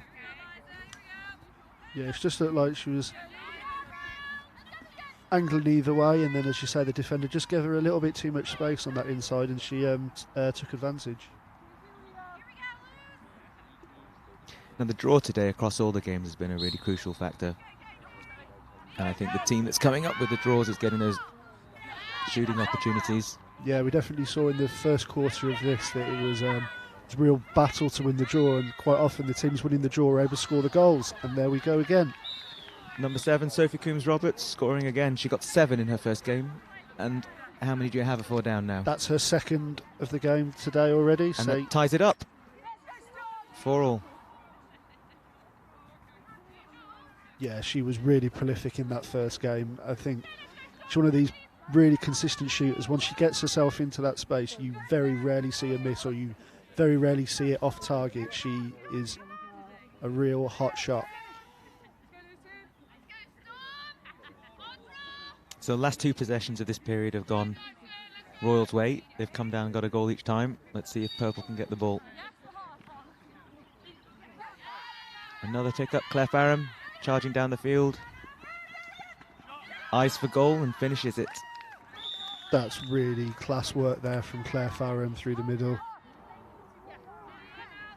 So I wonder if the Storm are going to take a timeout. Yeah, I think Coach Hoffman's just called a timeout there, just to halt proceedings a little bit. 3 on the trot from the restart. So what have you been thinking about the power plays? So that I think everyone's used them in the 4th period so far. So in the first game it was both in the 4th, and in the second one Storm used it in the second quarter, which ultimately for them, they did already have the lead going into that second quarter, and I think that is the one place that you can use it outside of that 4th quarter. If you've got the lead, I think you see teams sort of thinking that they can take that, and it almost breaks the back of the other team if you can get yourself into quite a big advantage. As I say, they put up 3 goals in their power play in that quarter, so in effect they'd taken themselves out to, I think it was about an 8 or 10-2 lead by the time half time came around. But it's not an exact science, right? So there's an element of, if I get to the 4th period and I know what the score is, I know I'm getting double. But if both teams are playing it in the 4th, then it's almost like not having it. Absolutely, it's interesting, and you almost see it as either a cancelling each other out, but ultimately it does put your team under a little bit of pressure if you choose to use it outside of that last quarter. It puts the pressure and the impetus on you, and it can slightly affect your game a little bit. And the ball is going to go wide. So 3 draws, 3 draw. No, it's No. going purple. No, we've got, Storm are going to get their first possession of this quarter.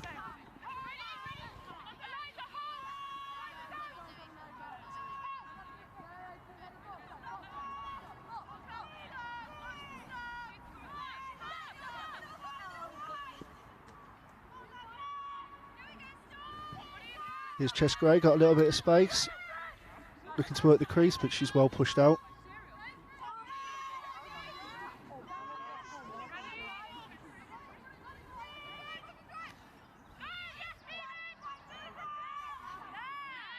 Ball fed in, well defended.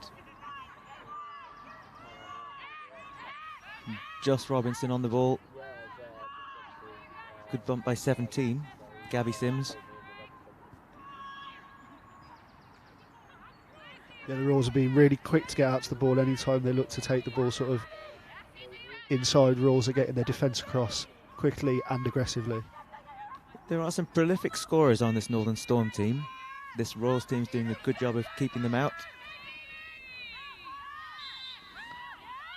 And a flag on the play.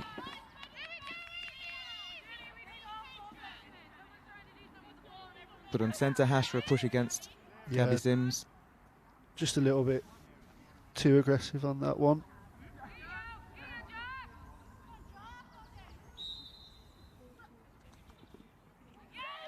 Shot and a save. Very good save there from Grant Moreland. Got down well. Joss Robinson shooting 5-hole and goalie getting down well. And here come the Royals. So that's a matchup we saw at the Home Internationals. 7 in white playing 5 in purple. Sophie Coombs-Roberts being marked by Emma Oakley. Yeah, as I say, from watching the first game earlier today, defences have really got to, look ultimately at their man v man versus Coombs-Roberts, because it is such an important player, an important battle for them. Oh, getting called for 3 seconds. Ball's going to start with 9.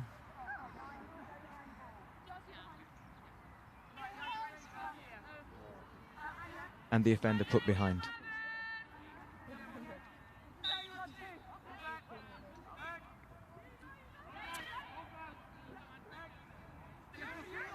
And Stake comes around the crease, and really nice finish there. Which gives Royals the lead. 6-4, 2-goal cushion. Yeah, extending their lead now.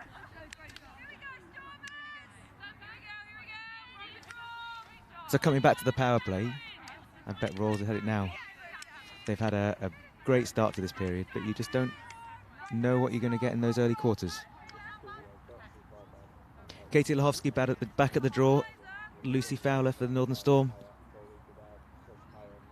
Yeah, there obviously will be quarters where you'll look back and you'll think, well, we could have played it there and it could have worked to our advantage. But I suppose those are the risks that you take. And I suppose as well, quite often you probably, I think teams that are probably behind early on see it as an opportunity for them to, mix it up a bit, sort of cause a little bit of a spark. I think when you get these sort of more tighter contests, the teams are more likely to leave it till the end. I think, looking at the player retention through the draft, you'd have probably thought that these two... Oh, lovely step from Simpson, but the shot goes wide. You'd have probably thought that these two are the top 2 teams coming into the weekend based on the names on the sheet, but a few people injured, a couple of people not here this weekend, has made this a pretty close game. Yeah, they both rely on some real class through the spines of their teams. That for some, over the years we've seen, for some really good teams and put together some really good combinations. So as we were saying earlier, the standard is really good. The players, for some of the players, you don't get to play with these players all the time. That's a 1 at each end now, that kind of hopeful pass. But that actually was close to the whistle, which is probably by both players. Tossed the ball into the fan to see if they could connect for a last-second goal to end the half. Yeah, unfortunate there for the Storm. They were just timed out of that one. That will be a 6-4 lead for the Royals at the half-time. Maybe just, as I say, Storm have had to play back-to-back games here, so be interested to see what their game management's like over the next 16 minutes. Yeah, I wonder if there'll be some changing up at the draw. We've seen Katie Lahovsky for the Storm, Lucy Fowler for the Royals, the other way around, sorry, take most of the draws, and neither of them are clean self-draw winners. So there's been a lot of the ball going down to ground, a lot of ground ball picking up, a lot of scrappy stuff on the circle.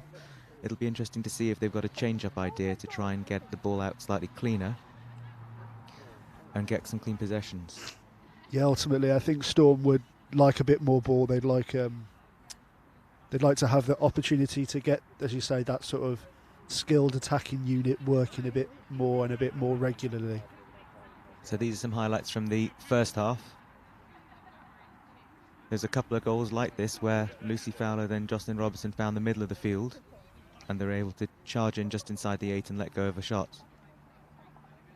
And that was a great finish by Jenny Simpson, left-handed, back from where the goalie had come.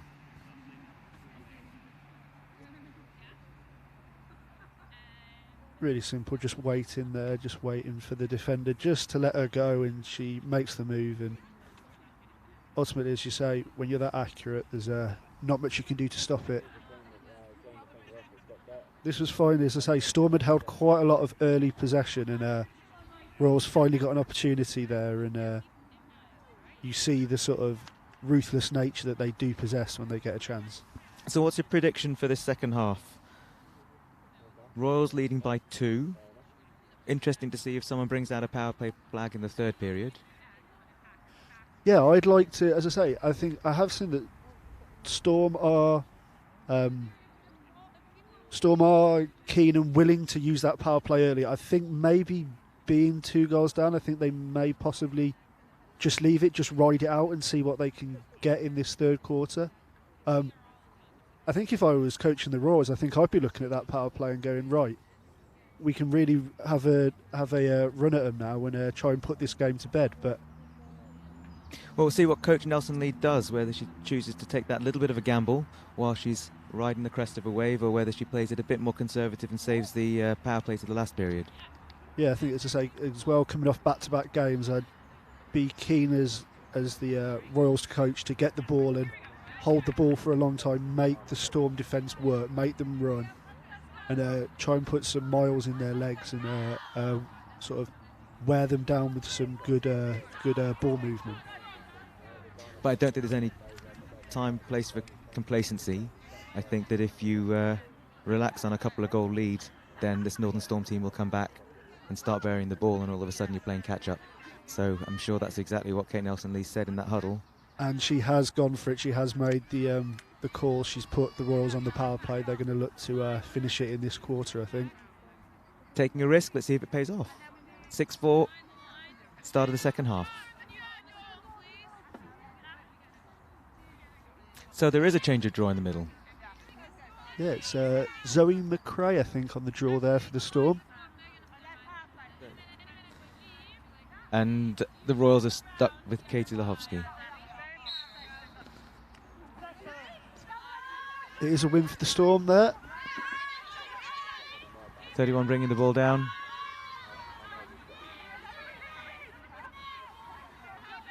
As I predict, the Royals should play nice packed in D. They want to limit their shots that the Storm take whilst being able to also get the ball up the other end. And there's an errant pass. The Royals will get the ball back. They'll push tempo now. They want to try and double their goal count. It's quite an interesting... Oh, I think we've... No, even the ball keeper. Yeah. We have seen the... It'd be interesting to see whether, obviously, Storm being behind, but with the Royals on the power play, they would quite like to take some time out of the game. Ultimately, if they can prevent Royals scoring in this quarter, that's possibly a bigger win for them than... knowing their own power play is coming up. But there we go. And that's Claire Farron driving to goal straight through the middle. Not much the Storm defence could do about that. So a minute in, power play goal. They've doubled the lead from 2 to 4.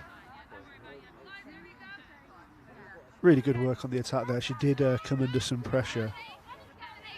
Just before the shot, she managed to ride it and get it away.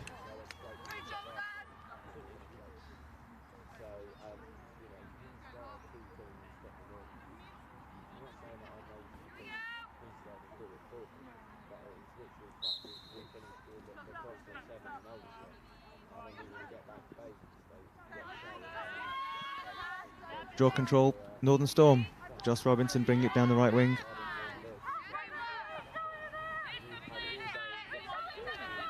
And calming things down.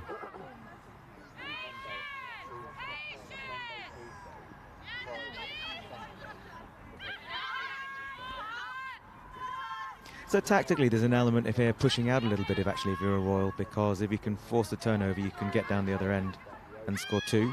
If you let 1 in, like they have just there, we're going back to the middle and a draw which has been slightly in their advantage. The last couple have come up Northern Storm's way. Yeah, I think, as I say, the Royals will just continue to push. They can push in defence, push in offence. But it will create opportunities like that, and Chess Grey is able to put that one away very nicely.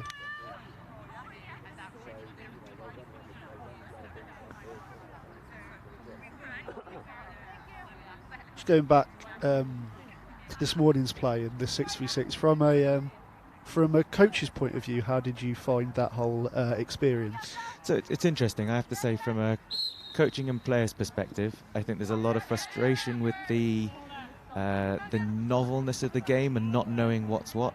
There's some rules which are a little bit odd. So you foul, you get sent off. You'd think that the team that had been fouled against got the ball, but that wasn't the case. And I think we played the stopping on the whistle rule, and I think the way that it's probably conceived is free movement, and that's what the men do. They had some trials out in Australia. World Lacrosse ran a couple of trial games, and there was men playing in it, and it was free movement. But it wasn't written down, so the refs didn't want to play it. But, you know, a charge is a technical foul, not a sending off. 20 seconds and 40 seconds. I think they're about right, time-wise, in terms of how long you get given for each of them. It just turns into turns a bit manic. The other thing that's really interesting, so if you are man up and you play 4v3 because you've had a penalty against your opposition, then you score. You can get someone off the bench released by that goal, and you're breaking down 2-on-1 the other day. So all of a sudden, the fact that you had a penalty, the advantage is kind of negated a little. Amy Martin taking a shot, backed up. That was weird for the players this morning as well, not getting the ball back off the end line. Yeah, I think that was an interesting, but I think we saw a couple of umpires looking to go as well, just to the automatic call of giving the attack the ball, and had to remind themselves, but it's another good goal there. Sophie Coombs-Roberts, I didn't see who gave the feed.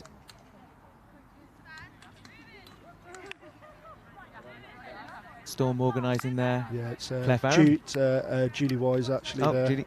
Yeah, just gives the little pop off. They've connected really well today so far. But yeah, as you say, I suppose this is why we're trying it. You know, they're looking to put forward something new, and obviously it's an interesting one where they're trying to look for the balance between keeping true to what the game is, and then creating something a bit innovative and a bit different. And I think events like this ultimately will help to be able to shape those rules and what the game looks like. And it'll be interesting to see how that works over the next couple of years. So I played in goal as an ice hockey player. Another fantastic finish there. Julie Wise looking really good today so far. As we predicted, this power play's pulling off for the Royals. Nancy Day doing some good work and really nice finish. Nancy Day's a great feeder with the ball, and she's just demonstrated Juliette Wise, after feeding the ball, she can finish the ball too. At the one position, so I played goalie as an ice hockey, you go through periods where you don't see a lot of shots. I think the great thing about the 6v6 is the goalies are really engaged the whole game. There's no 5 minutes of possession at the other end. You're having to make plays, make saves the whole game. 12-5, 2 minutes to play.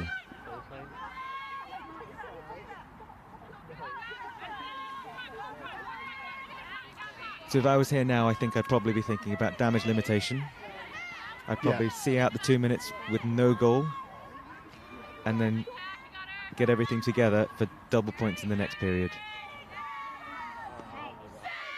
Really nice save there again. Grant Moreland get down low to deny Watson.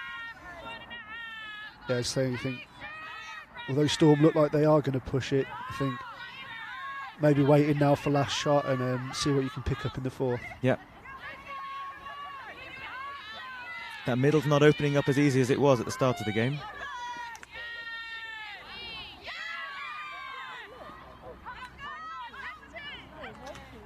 Oh, goal Storm. Charlie Bergfist there, managing to get one away. They'll take that. Now they do have to see out this 50 seconds. Draw control's what they need to get. Popped up well there, just a little bit ragged, but managed to pick up the loose ball first, and that's what it's all about. So Hannah Thurston taking the draw. Versus Charlotte Williams, I think, for the Storm. Change-ups all around. I think it's all about... Yeah, you can see it's going to be really fiercely contested now. Getting all their gun players around the circle. That was unlucky in the call. Either early over and ball's gone white. So Royals have 6 seconds. Not enough probably, as long as the clock's correct on our screens. Not enough time to get a shot off. Yeah, there we go. So up by 6 going into the last quarter. So 3 goals for Storm would tie it up.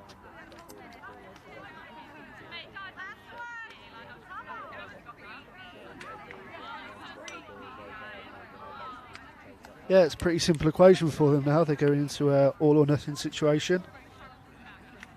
That we have noted today is we have the losing bonus point for teams within half of their opponent's tally. Oh, okay. So looking ahead, I suppose that maybe, well, obviously the main goal for the Storm will be to win, but if they can get themselves that 1 point, it sort of could be vital come next week and later on in the competition. Yeah, I think that you want to finish the group stages top, don't you? You want to play that 4th team instead of one of those second or 3rd teams where it's been a bit closer. And I guess the way that the lacrosse calendar has worked is that we're going to see a complete change in personnel next weekend. Northern Storm are missing Camilla Hayes, Laura Merrifield. Both teams will be losing players to a Welsh training squad weekend next weekend. So it's really put yourself in the best situation this week to succeed when it comes to next week. Yeah, it'll be really interesting to see how that works out next week. There'll be, to say they've teams been working from 20-player rosters, so it'll be interesting to see how that works out for them. They'll be making full use of all of their squad members.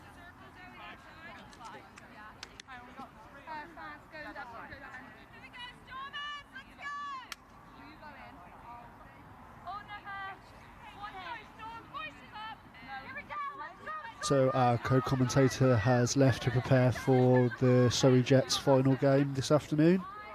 Coming up after this one against the Mavericks. Meanwhile, we have Storm chasing a 6-goal deficit here going into the final quarter, although they do have their power play to use now.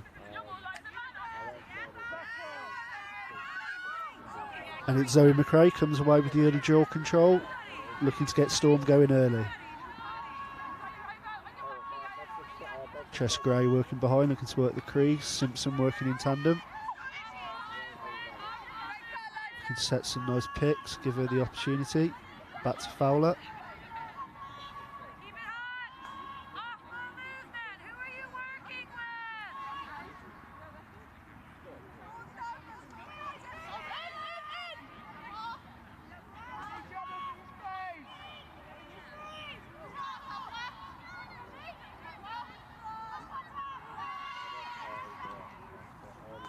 Gray in the middle, off to Simpson again. Looking to roll the crease. Finds Fowler in free, but she's unable to take the pass, and the Royals will hold possession.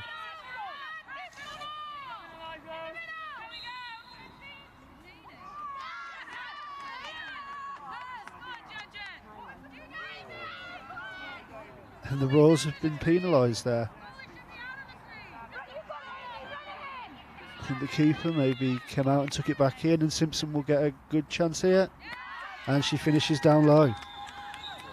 So that's the start of the Storm comeback here. They move the game to 12-8 to the Royals.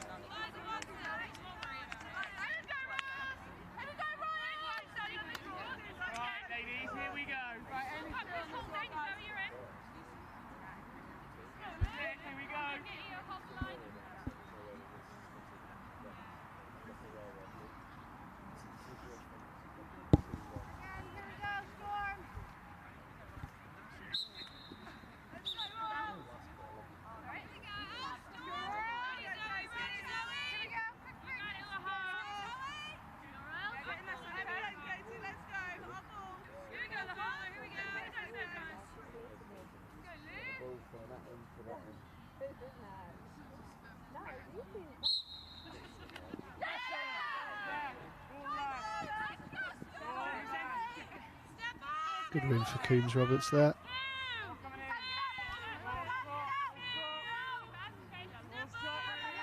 I'm sure this will be an opportunity here for the Royals just to hold possession for a while, take some time out of the game with the Storm chasing the odds.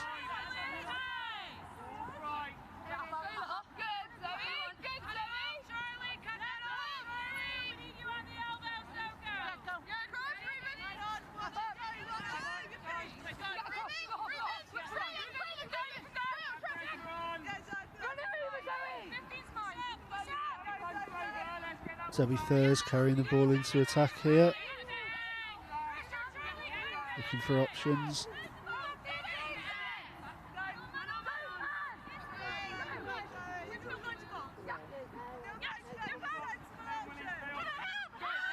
Claire Tharum drives through the middle and finishes down low.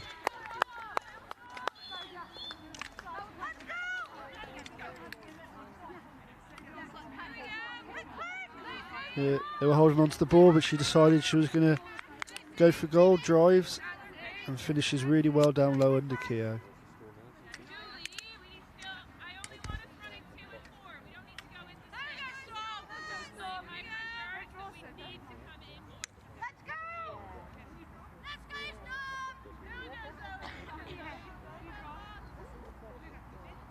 Royals now 13-8 up with just over 4 minutes left in the game. That goal now means that the Storm need to score 3 times in the final 4 minutes to pull this one back.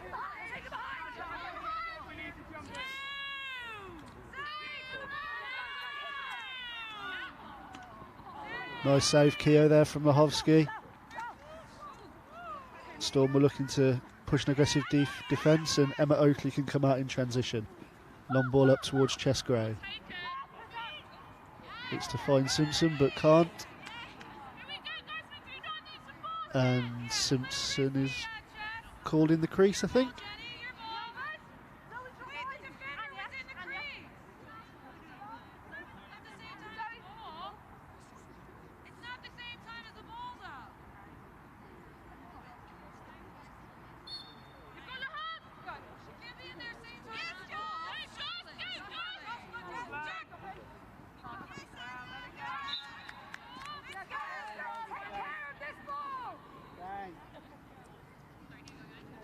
So a win for the Royals here would cement their position right at the top of the table, give themselves a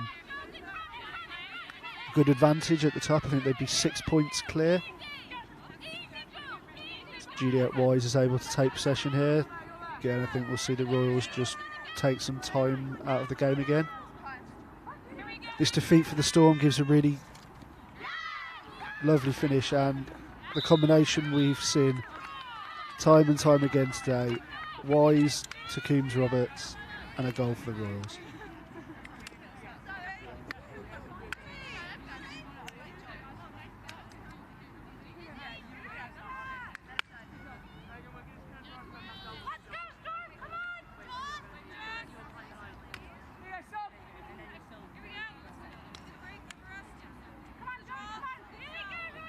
This result presents a really big opportunity to the Mavericks and Jets coming up in our final game today. A win for either of those would really set them up well for next week and put them in a position still to qualify for the top two and qualify for the final contest.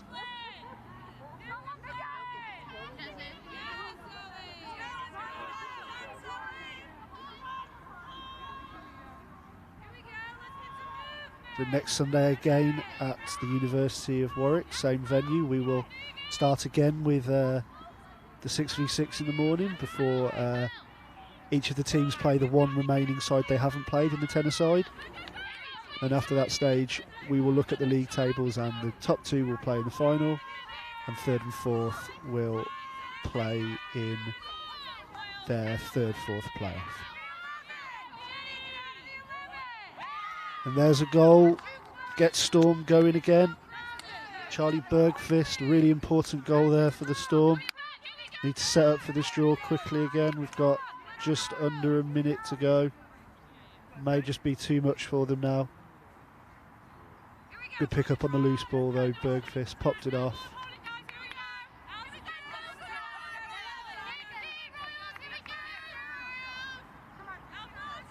Worked well to Chess Gray. And there's Bergfist, started the move and finished the move, popping up again on the crease.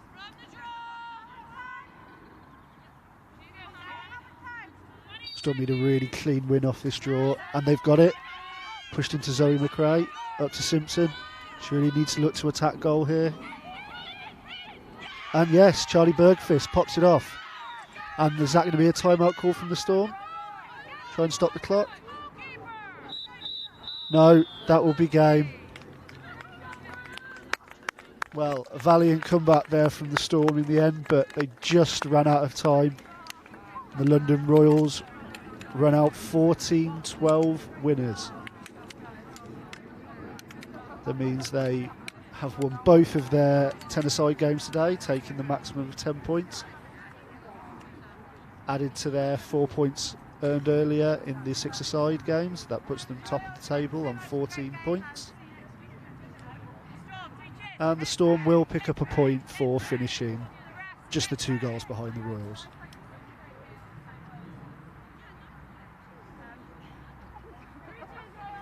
Which will put them on 9.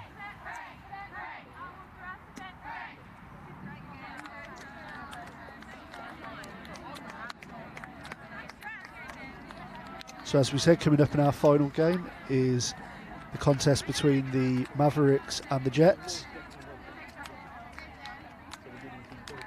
Both teams lost their first tennis-side game this morning, so it's really important for either of those sides to get themselves a win and get themselves up the table.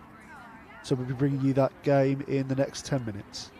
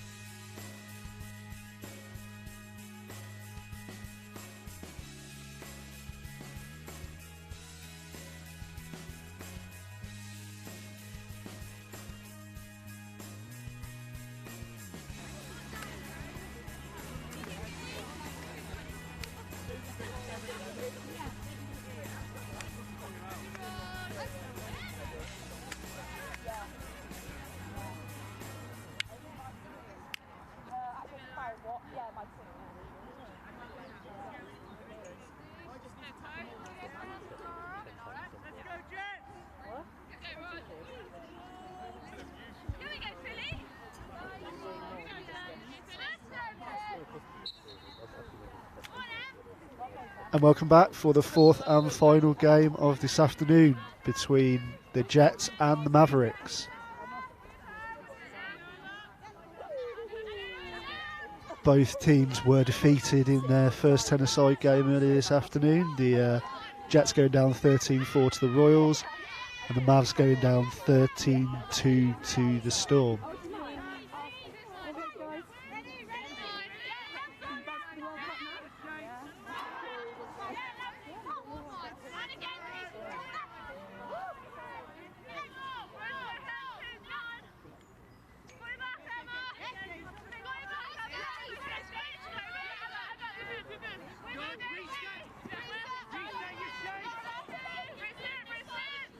Mavs have picked up early possession here with Ellie Walsh looking to control things.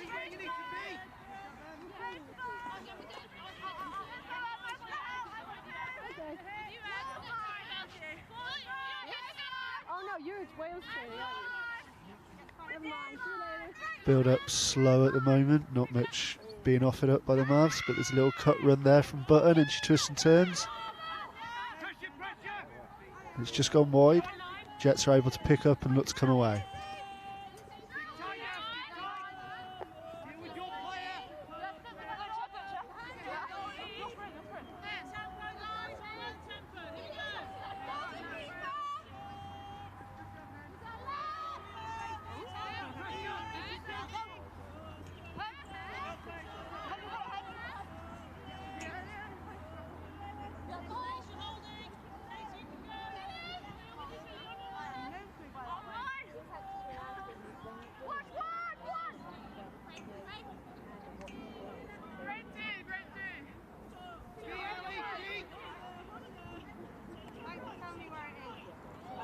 Ball at the top, passing to Bash, and that's the opening goal of the game.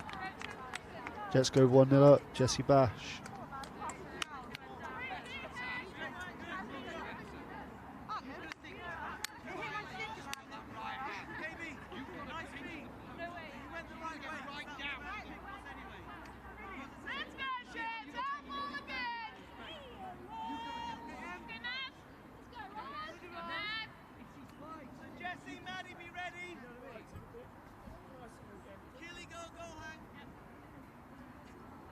So it's an early lead for the Jets here. Lloyd Rowe on the draw, but ball comes out to Lara Owen.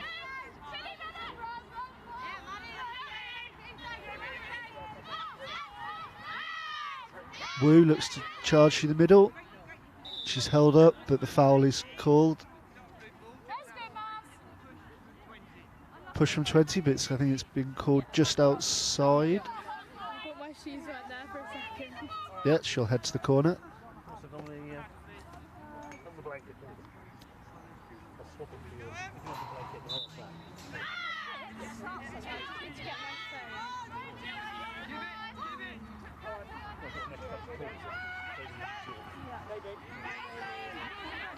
Shot from Ellie Walsh, but just pushed away by Chandler.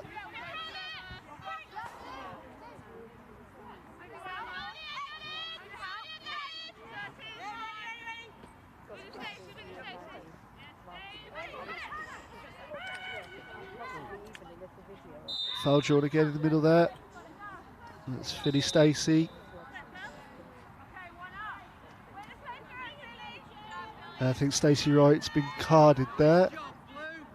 Check to the head.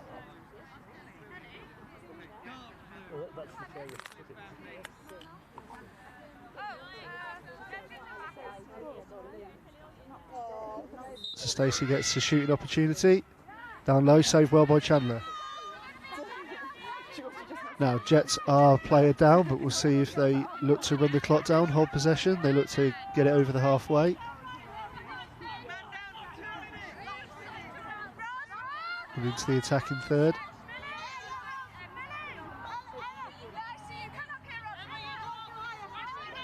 And now they will just hold settled possession.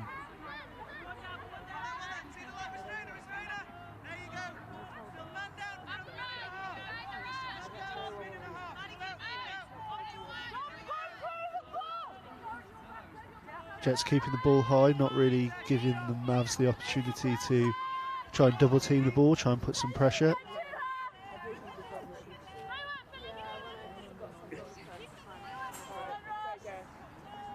weren't the first one, I've seen that a couple of times.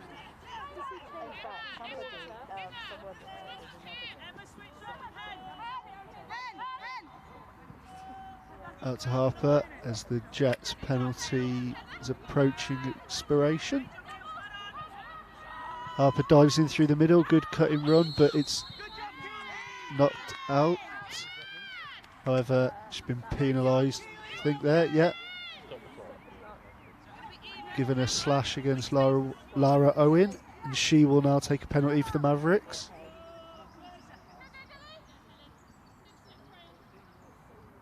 Both teams down to 9.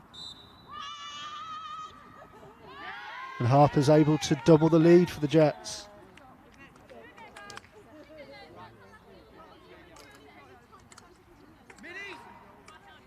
Really solid finish there, doubling the Jets' lead as we enter the last 2 minutes of the first quarter.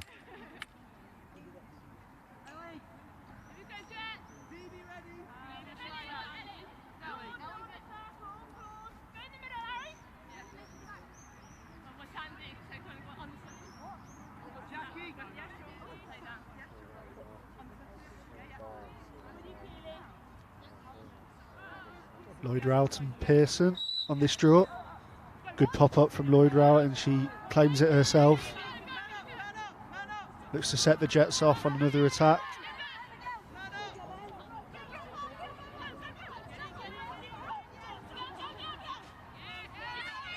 That's a really good take and interception by Kelly Clark, and she can now transition the ball into attack for the Mavs. The call comes to kill the rest of the penalty for the Mavericks. We should just give them just about enough time to have an attack and last shot at the end of the quarter.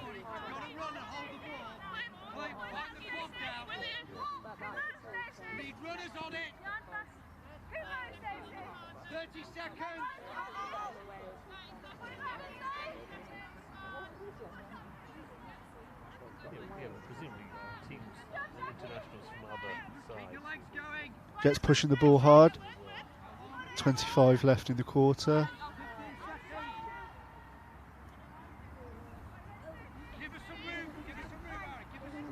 Mavs will get one attack. I think they're looking to release Ellie Walsh just as the penalty comes off. And there we go, 10 seconds now. I think the ball will go to Walsh and we'll see a big drive from the top.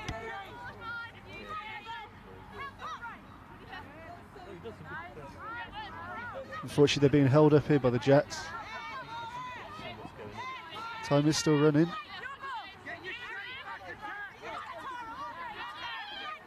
Walsh again looking to drive, but she's pushed back.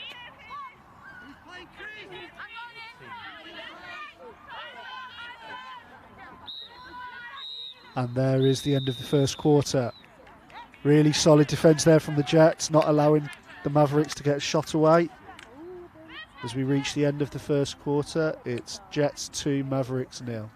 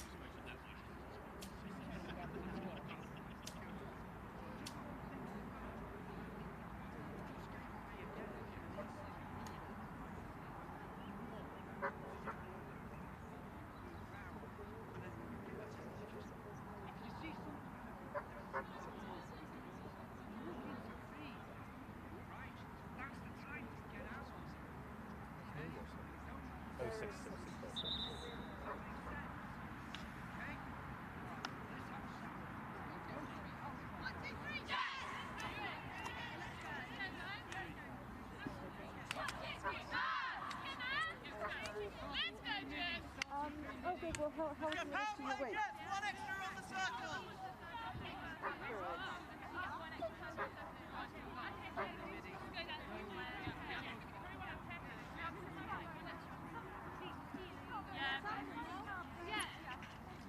Yeah.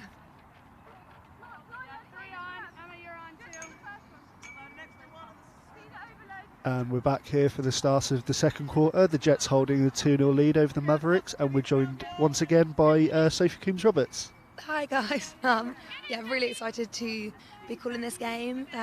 One which I think will be really close, and obviously neither team want to walk away with no wins today, so a tight one with something on the line. Yeah, after your victory just then over the Storm, it's given one of these two teams an opportunity. If they can get themselves a win now, it pulls them almost back up the top level with the Storm. So there really is all to play for from the next three quarters. And again here, I mean, we obviously spoke about the Mavericks last time they played, and Ellie Walsh kind of being their quarterback, and straight off the ball there, she's doing the same thing, coming out hard, strong, and she's just so good on the ball. Yeah, even in the first quarter, she was looking to get on the ball up the top and drive. But I think the Jets have given her some special attention and keeping quite a close eye on her. And that's probably a sensible thing to do. Oh, that was a good shot from Chloe Weiner, just wide. She's been a threat as well. Yeah, they have actually got some really good options up there that they can call on. And say if the Jets are looking to close out Walsh, she can give it off to some equally capable talent. Oh, and that is a great take from Claudia Button. A nice move, probably needs to put that shot low. And again, Emily Chandler in the cage, she is a really class goalkeeper. You need to do better on her. Yeah, nice save for her. I think that's her first of this game. There's Emma Hawkins running down with the ball, passes it off to Ros Lloyd-Rout, straight into Keely Harper.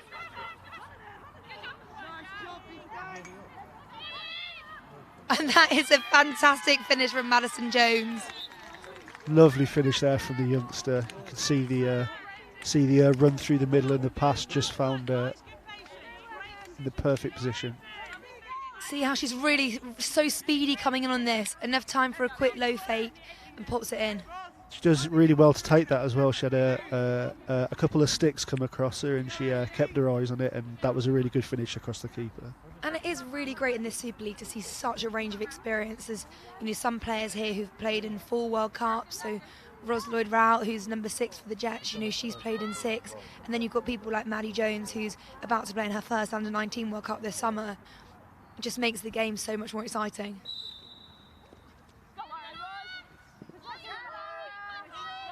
Draws claim there by Lara Owen of the Mavs. And Mavs really wanting to do some work here to come back from the 3-0 deficit. You can see them calling something up from the sideline.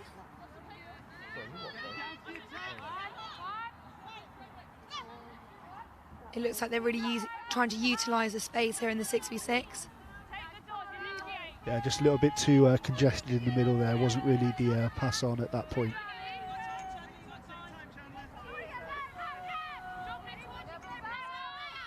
Whoa. Lovely clear Oh, there from amazing. Chandler, and a great take. That is a great clear and a great take. I'm surprised there was no foul called there, but such a shame to end the play like that. Philly Stacey running it down. Another youngster kind of breaking out onto the scene at the moment.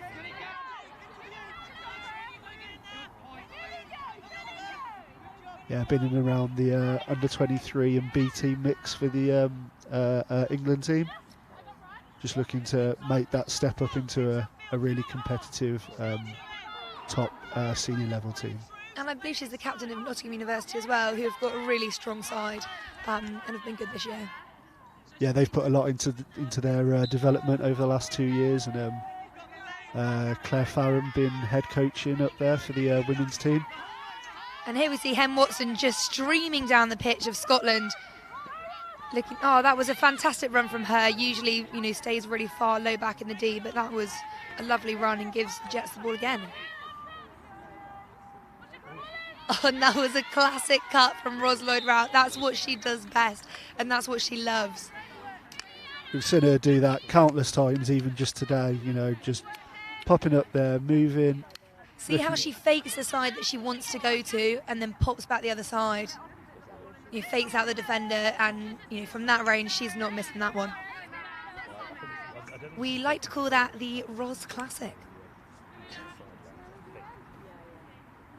I'm sure she's taught quite a few of the players coming over the years those little tricks and tips. And that's a 4-goal lead now for the Jets. And it's really not that the Mavs haven't had any possession. They have had, you know, quite a lot of ball, but they just haven't been able to convert. And a few silly errors as well, I think. So Serena Grace with the ball in the middle, streaming down the field.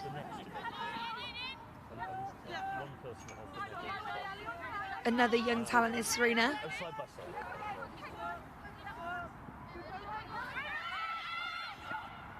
Oh, and that was a nice move from Ros, just seeing the free player on the backside. Jets playing with some good intensity here, trying to set it up repeatedly. And who else to pick up the ground ball but Ellie Walsh? And here she comes away now, really trying to open up the legs in transition. Trying to find the fast break opportunity. And there it is, fantastic. Really nice work there, really good from the Mavs to get them going. Really nice 1-2-3 play, all started with Ellie Walsh and that ground ball, and that was a clinical finish from Button.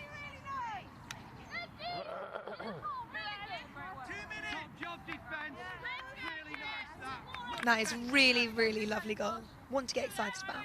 That's the kind of thing you work on in training, on that quick break, on that, you know, those sort of angles, those sort of shapes. That's what the coaches really want to see.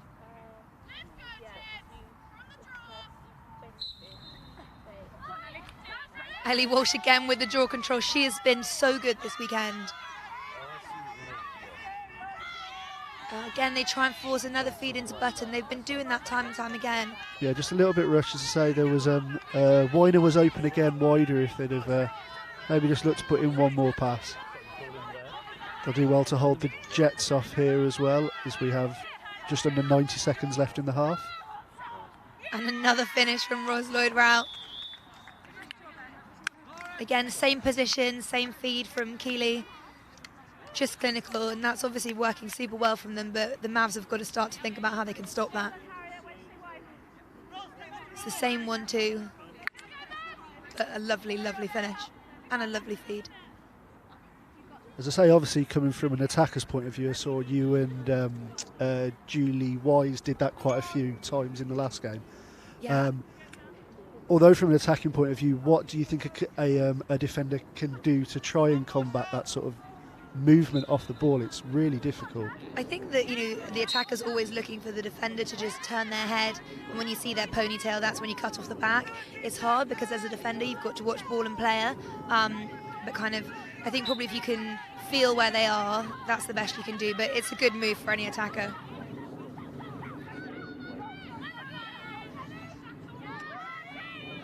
Kellett Clark coming away here in transition, so if they can get a fast break on, they might get one more opportunity.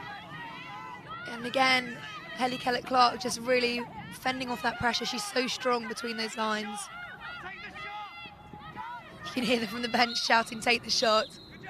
Fortunately, the option just wasn't there, and we go into the half. 5-1 lead for the Jets. Yeah, I think the Mavericks will be disappointed with that. They had a lot of possession, they had a lot of good opportunities, and I think they just forced it in. Whereas the Jets were clinical, they found their free players, they had some lovely cuts, and they finished the ball.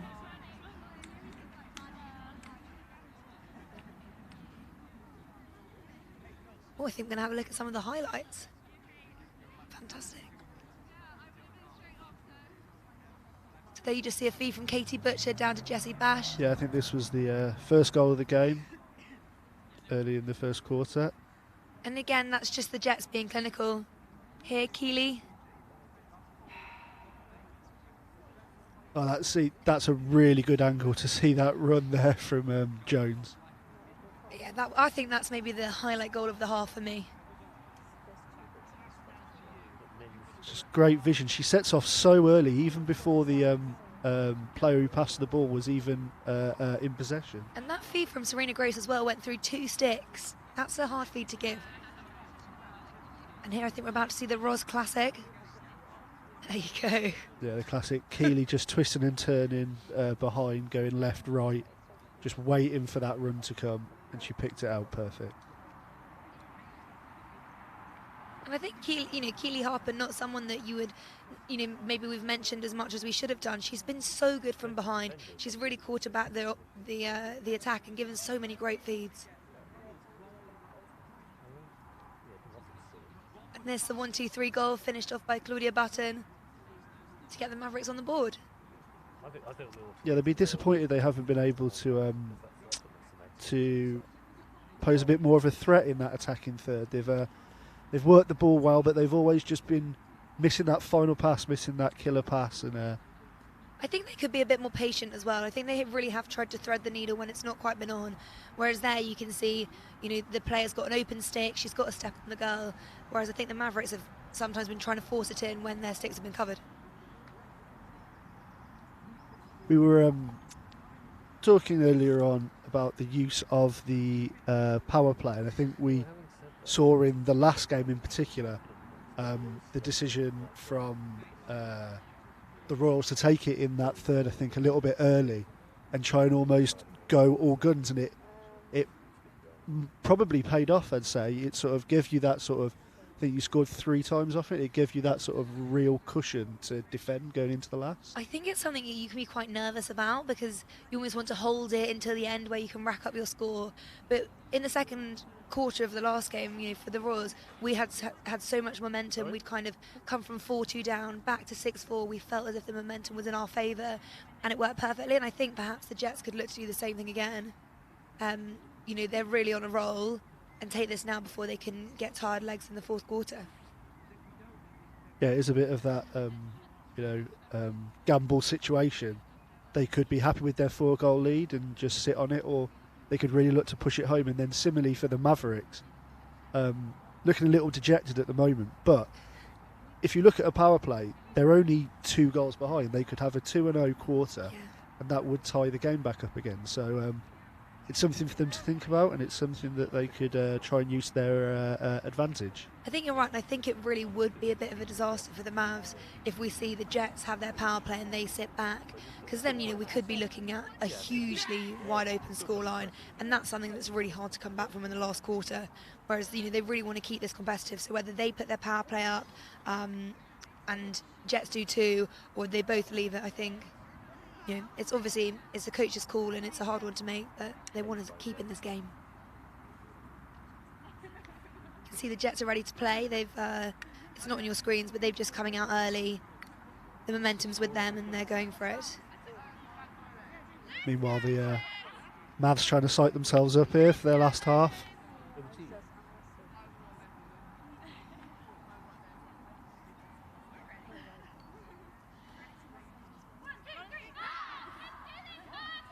And out they come.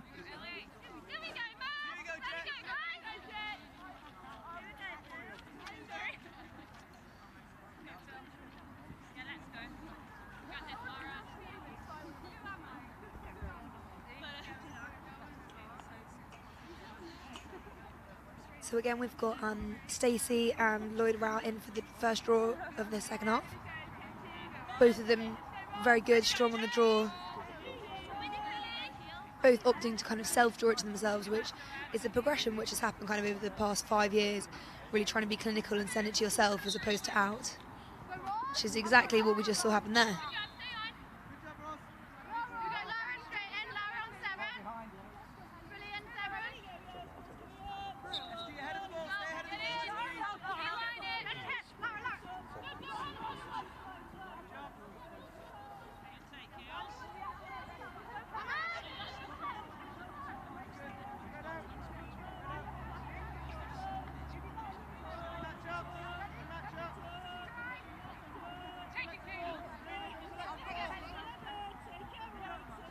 Early possession again here for the Jets to start the third.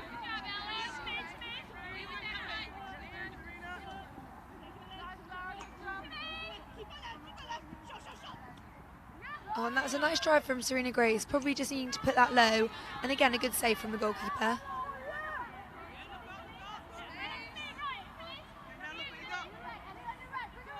So you'll probably have noticed that we've had a change of score, and I don't think either of us are aware, but that looks like it was both their power plays last quarter.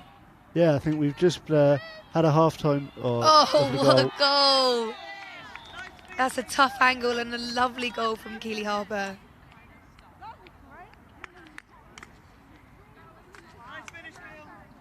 A great feed too. The angle didn't look on at all, and she's got it in from the tightest of corners. Oh, I'd love to see that one even again. That was just a real class goal. Yeah, I think it must have been in that second. I think both teams did use their power plays. So power plays out the game. Jets holding a 7-goal lead.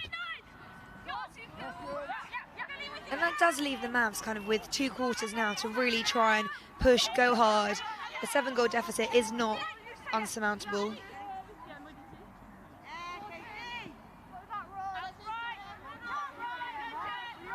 I suppose it makes the equation a little more simpler for them now. They know they've just got to push in attack and push in defence and see what they can force out of this Jets, particularly early now.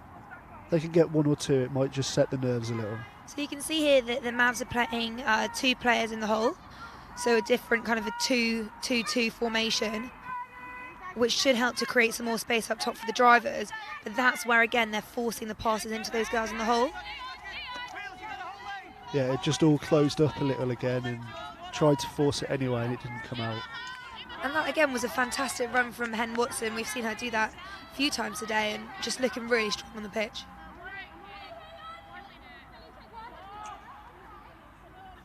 Yeah, being able to play defence and being able to participate in those runs up the pitch, trying to get the ball moving quickly is a real asset for a team in their sort of offence as well as being a strong defender.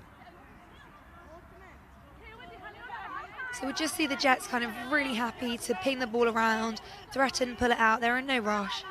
7-goal lead. Oh, and that is a great defence by Heather McRae and Helly Kellett-Clark. And they've unlucky, thought they'd come up with the ball. Yeah, I so think did they might I. have had an empty check. But I think you see there, you know, Kellett-Clark had such great body positioning. McRae came in and was able to try and take that away. Oh, and again, another fantastic goal from Keely Harper, fed by Ros Lloyd-Rout. Those two are really working out well and a good partnership together. Yeah, that double from the Mavs had just pulled their defence out of shape a bit, and you can see Harper, all the space in the world to come round there. And I think this isn't something that we should be surprised about. Both Ros and Keely play club lacrosse for Centaurs together, so they've already got that connection. They're training together regularly, playing matches. Obviously, both played together in the team that won the national championships last weekend. So, you know, they're really a pair that know what each other are going to do.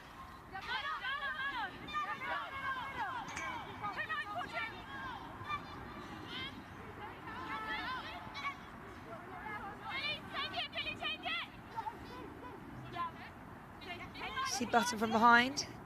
They're still looking at playing a few players in the hole. At the moment, it just makes it look a bit crowded.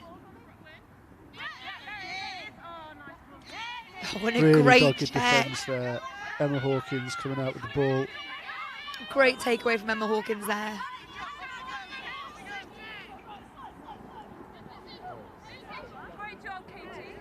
And I think perhaps we haven't given enough credit to the Jets defence, who have just really not allowed the Maverick attack to have a look in. Still only sitting at 1 goal in that power play quarter.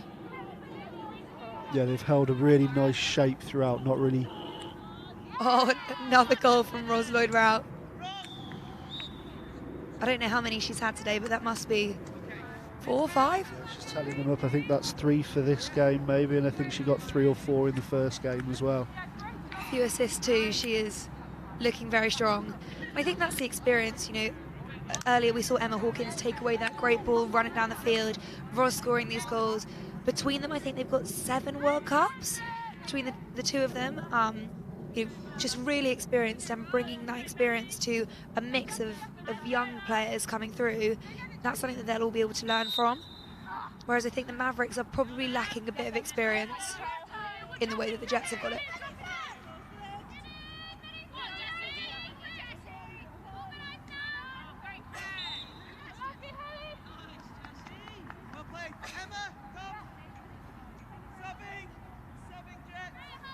Yeah, the Jets have looked a really nice setup in this game, really well balanced, and like you say, particularly in attack, they have bags of experience that they're really drawing on now, and it's sort of, as you say, they're just pulling the Mavericks around a little now and using all their knowledge to perfect effect.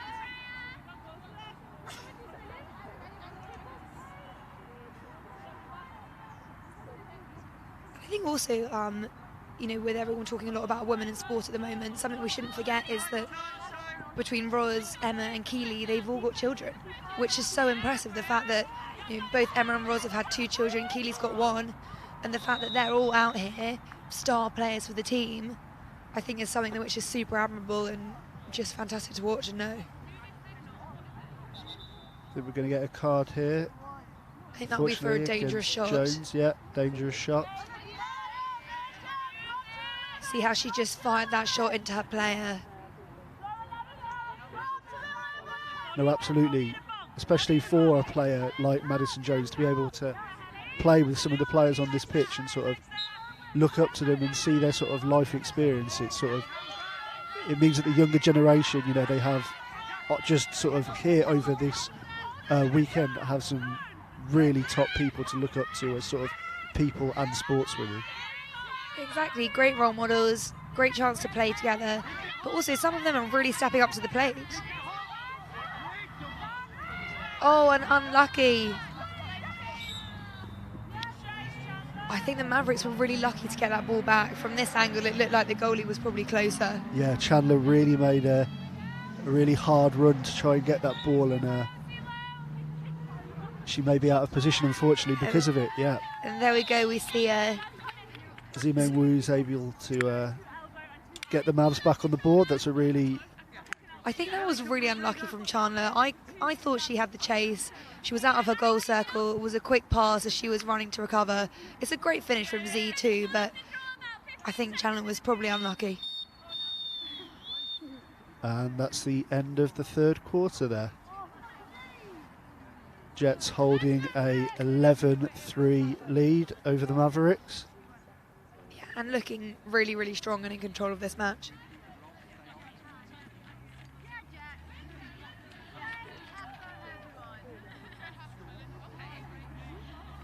The Mavericks, as we've said, will just need to look to make more of their possession.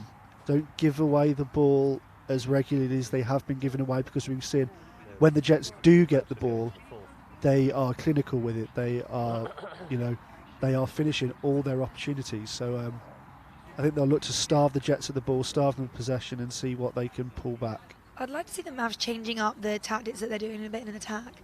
At the moment, still going back, reverting to that two players in the hole. I think they could change it up a bit, look to implement something different, a bit more off-ball movement, cutting through to try and create some different looks. But again, credit to the Jets' defence. They've been fantastic, led by Emma Hawkins. You know, they have looked really strong.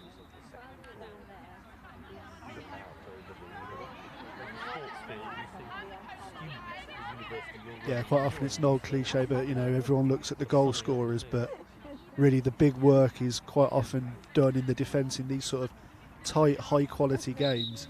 If you can restrict the other, if you can restrict the opposition, it sort of works for you in defence and in your offence. It sort of lifts the whole team from back to front. Exactly. I think games are won through strong defence. As much as I hate to say it as an attacker, no, but yeah, the games are won through strong defensive play, and at the moment the Jets are winning on that side and on the attacking end. So we see another change up in the draw here. We've got Ari Pearson coming in against Rosalind Rao, who's been really successful on the draw.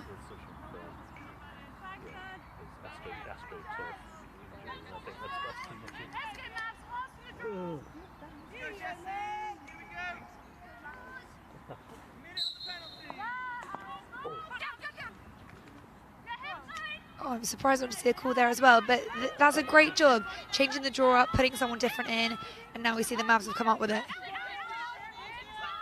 Ellie Walsh did a good job there to run away from her defenders. She had 2 on her. Really strong work from her.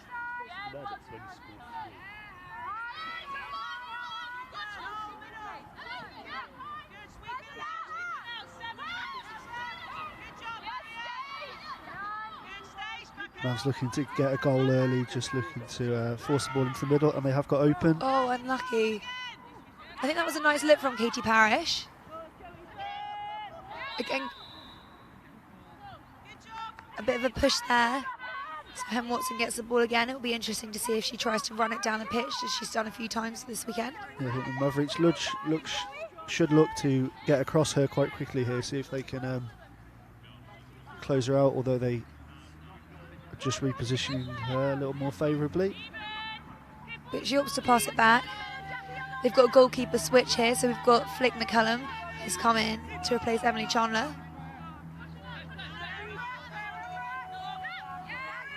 She's just motioning for her players to come towards so she can give a big long clear.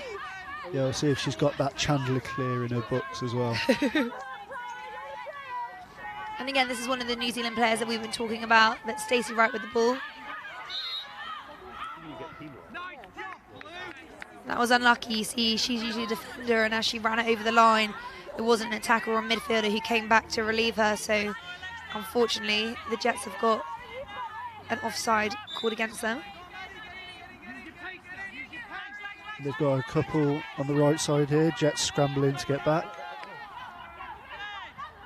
Oh, and again, another unforced error from the Mavericks.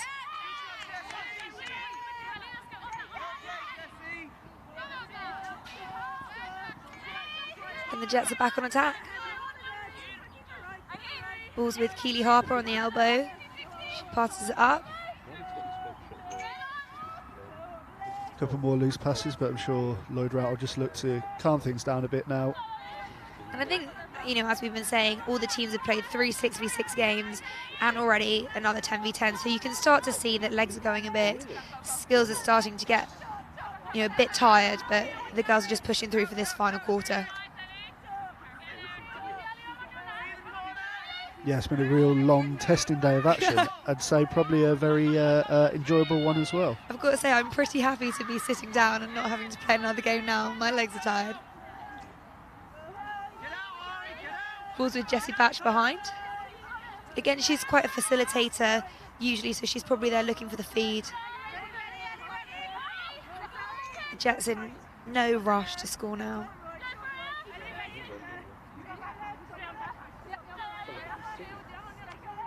Dangerous Lloyd Wright from the top, and there we go. Ever dangerous. It's that nice right hand, either cut or drive, that she's so good at, and really the Mavs haven't done a good job at stopping that. It just opens up down the middle. You could see it come in, and the Jets cleared the lanes well for her, and she came through. And I think that's what Mavs could have stopped as well. They had a pile of girls, of Mavs defenders who could have slid quickly. yeah, whereas as I say, we've seen that with the Jets a lot from their defence. The Mavericks have, you know, looked to try and push the ball into the hole into the middle, and they've covered it off every time really well. Sort of swarm defence. I think they Lloyd Rout in when she played against the Royals earlier as well.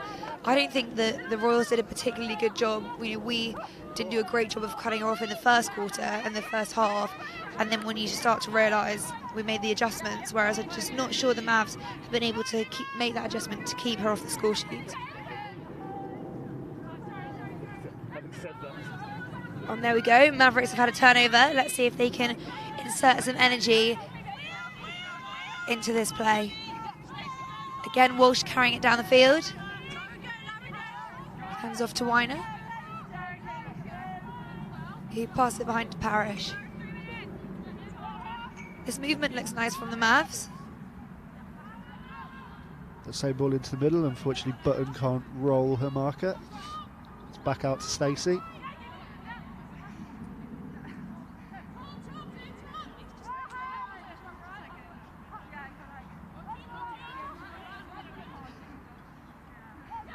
And again, I just think the fact that this is the fourth quarter of the last game of the day is starting to show a bit. The Mavs look a little bit tired. There's not very much off-ball movement, and I think that's probably why they're struggling to find a goal. That was another great drive from Ellie Walsh. Yeah, you can just see where at the start of the day you might have got an explosive step dodge or something like a really nice roll. They're sort of just a little bit slow, and the defenders are able to cover it well.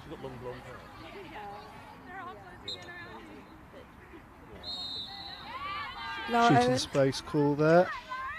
Just pumping for that call. Let's see if she can finish this to reduce the deficit.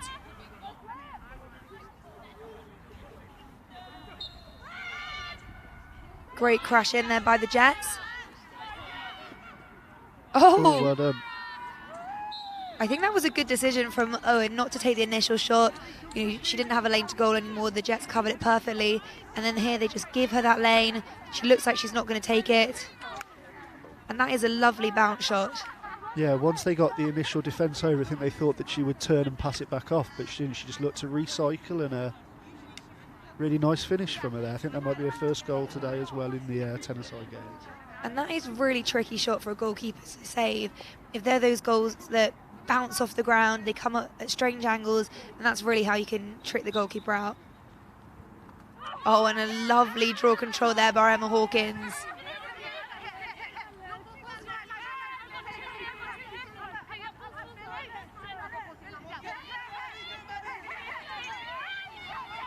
Madison Jones there with the roll dodge and the score.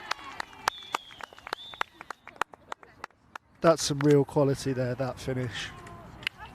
And she's such an exciting player to watch. Just here taking that dodge, keeps going. Yeah, and that's a fantastic finish. I think she'll be an exciting one to watch over the next few years. Obviously, you'll be able to see her in the Under-19 World Cup. She's playing for Wales this summer. I believe she won midfielder of the tournament at the Junior Europeans. Yep. So yeah. They picked up bronze, I think. Yeah.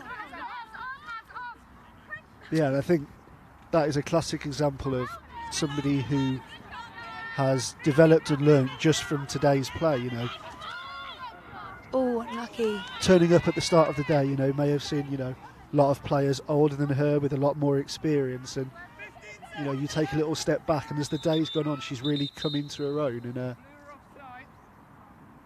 as you can see, kind of only under 10 seconds left on this game.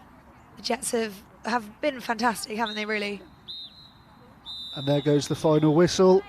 That's a 13-4 win for the Jets over the Mavericks. The Jets have been so clinical in this game. I think the Mavericks look tired, but credit to the Jets, both attack and defence. They were all over the field, and the Mavs didn't stand a chance. That's a great performance from them. Yeah, I think they'll be really impressed to finish on a high like that. That was a really clinical performance from them, and puts them right back in for that one of those top two spots. I think we've got the Royals a little bit out there by themselves now at the moment. Had a really good day, and I think both the Jets and the Storm are level pegging going into next week. The Jets obviously winning the silver medal last year in the Super League tournament, so they'll be pleased that they can put themselves back into contention. They'll definitely be wanting to get back into that final, so that was a good job from them. Yeah, I think we've got a really exciting weekend in store again for ourselves next weekend. We are back here at the University of Warwick. Again, we'll start in the morning session with the 6v6 format as the teams look to earn themselves some bonus points, and then the teams will play the one remaining side that they haven't played already so far. So I think that's the Storm will play the Mavericks, and the Jets will... No, the Storm... No. The Storm will play the Jets, and the Mavericks will play the Royals, and then we will go into our first, second place matches. So thanks very much, Sophie, for joining us today. It's been great to have you along, co-commentating. And we will see you guys next week back here again.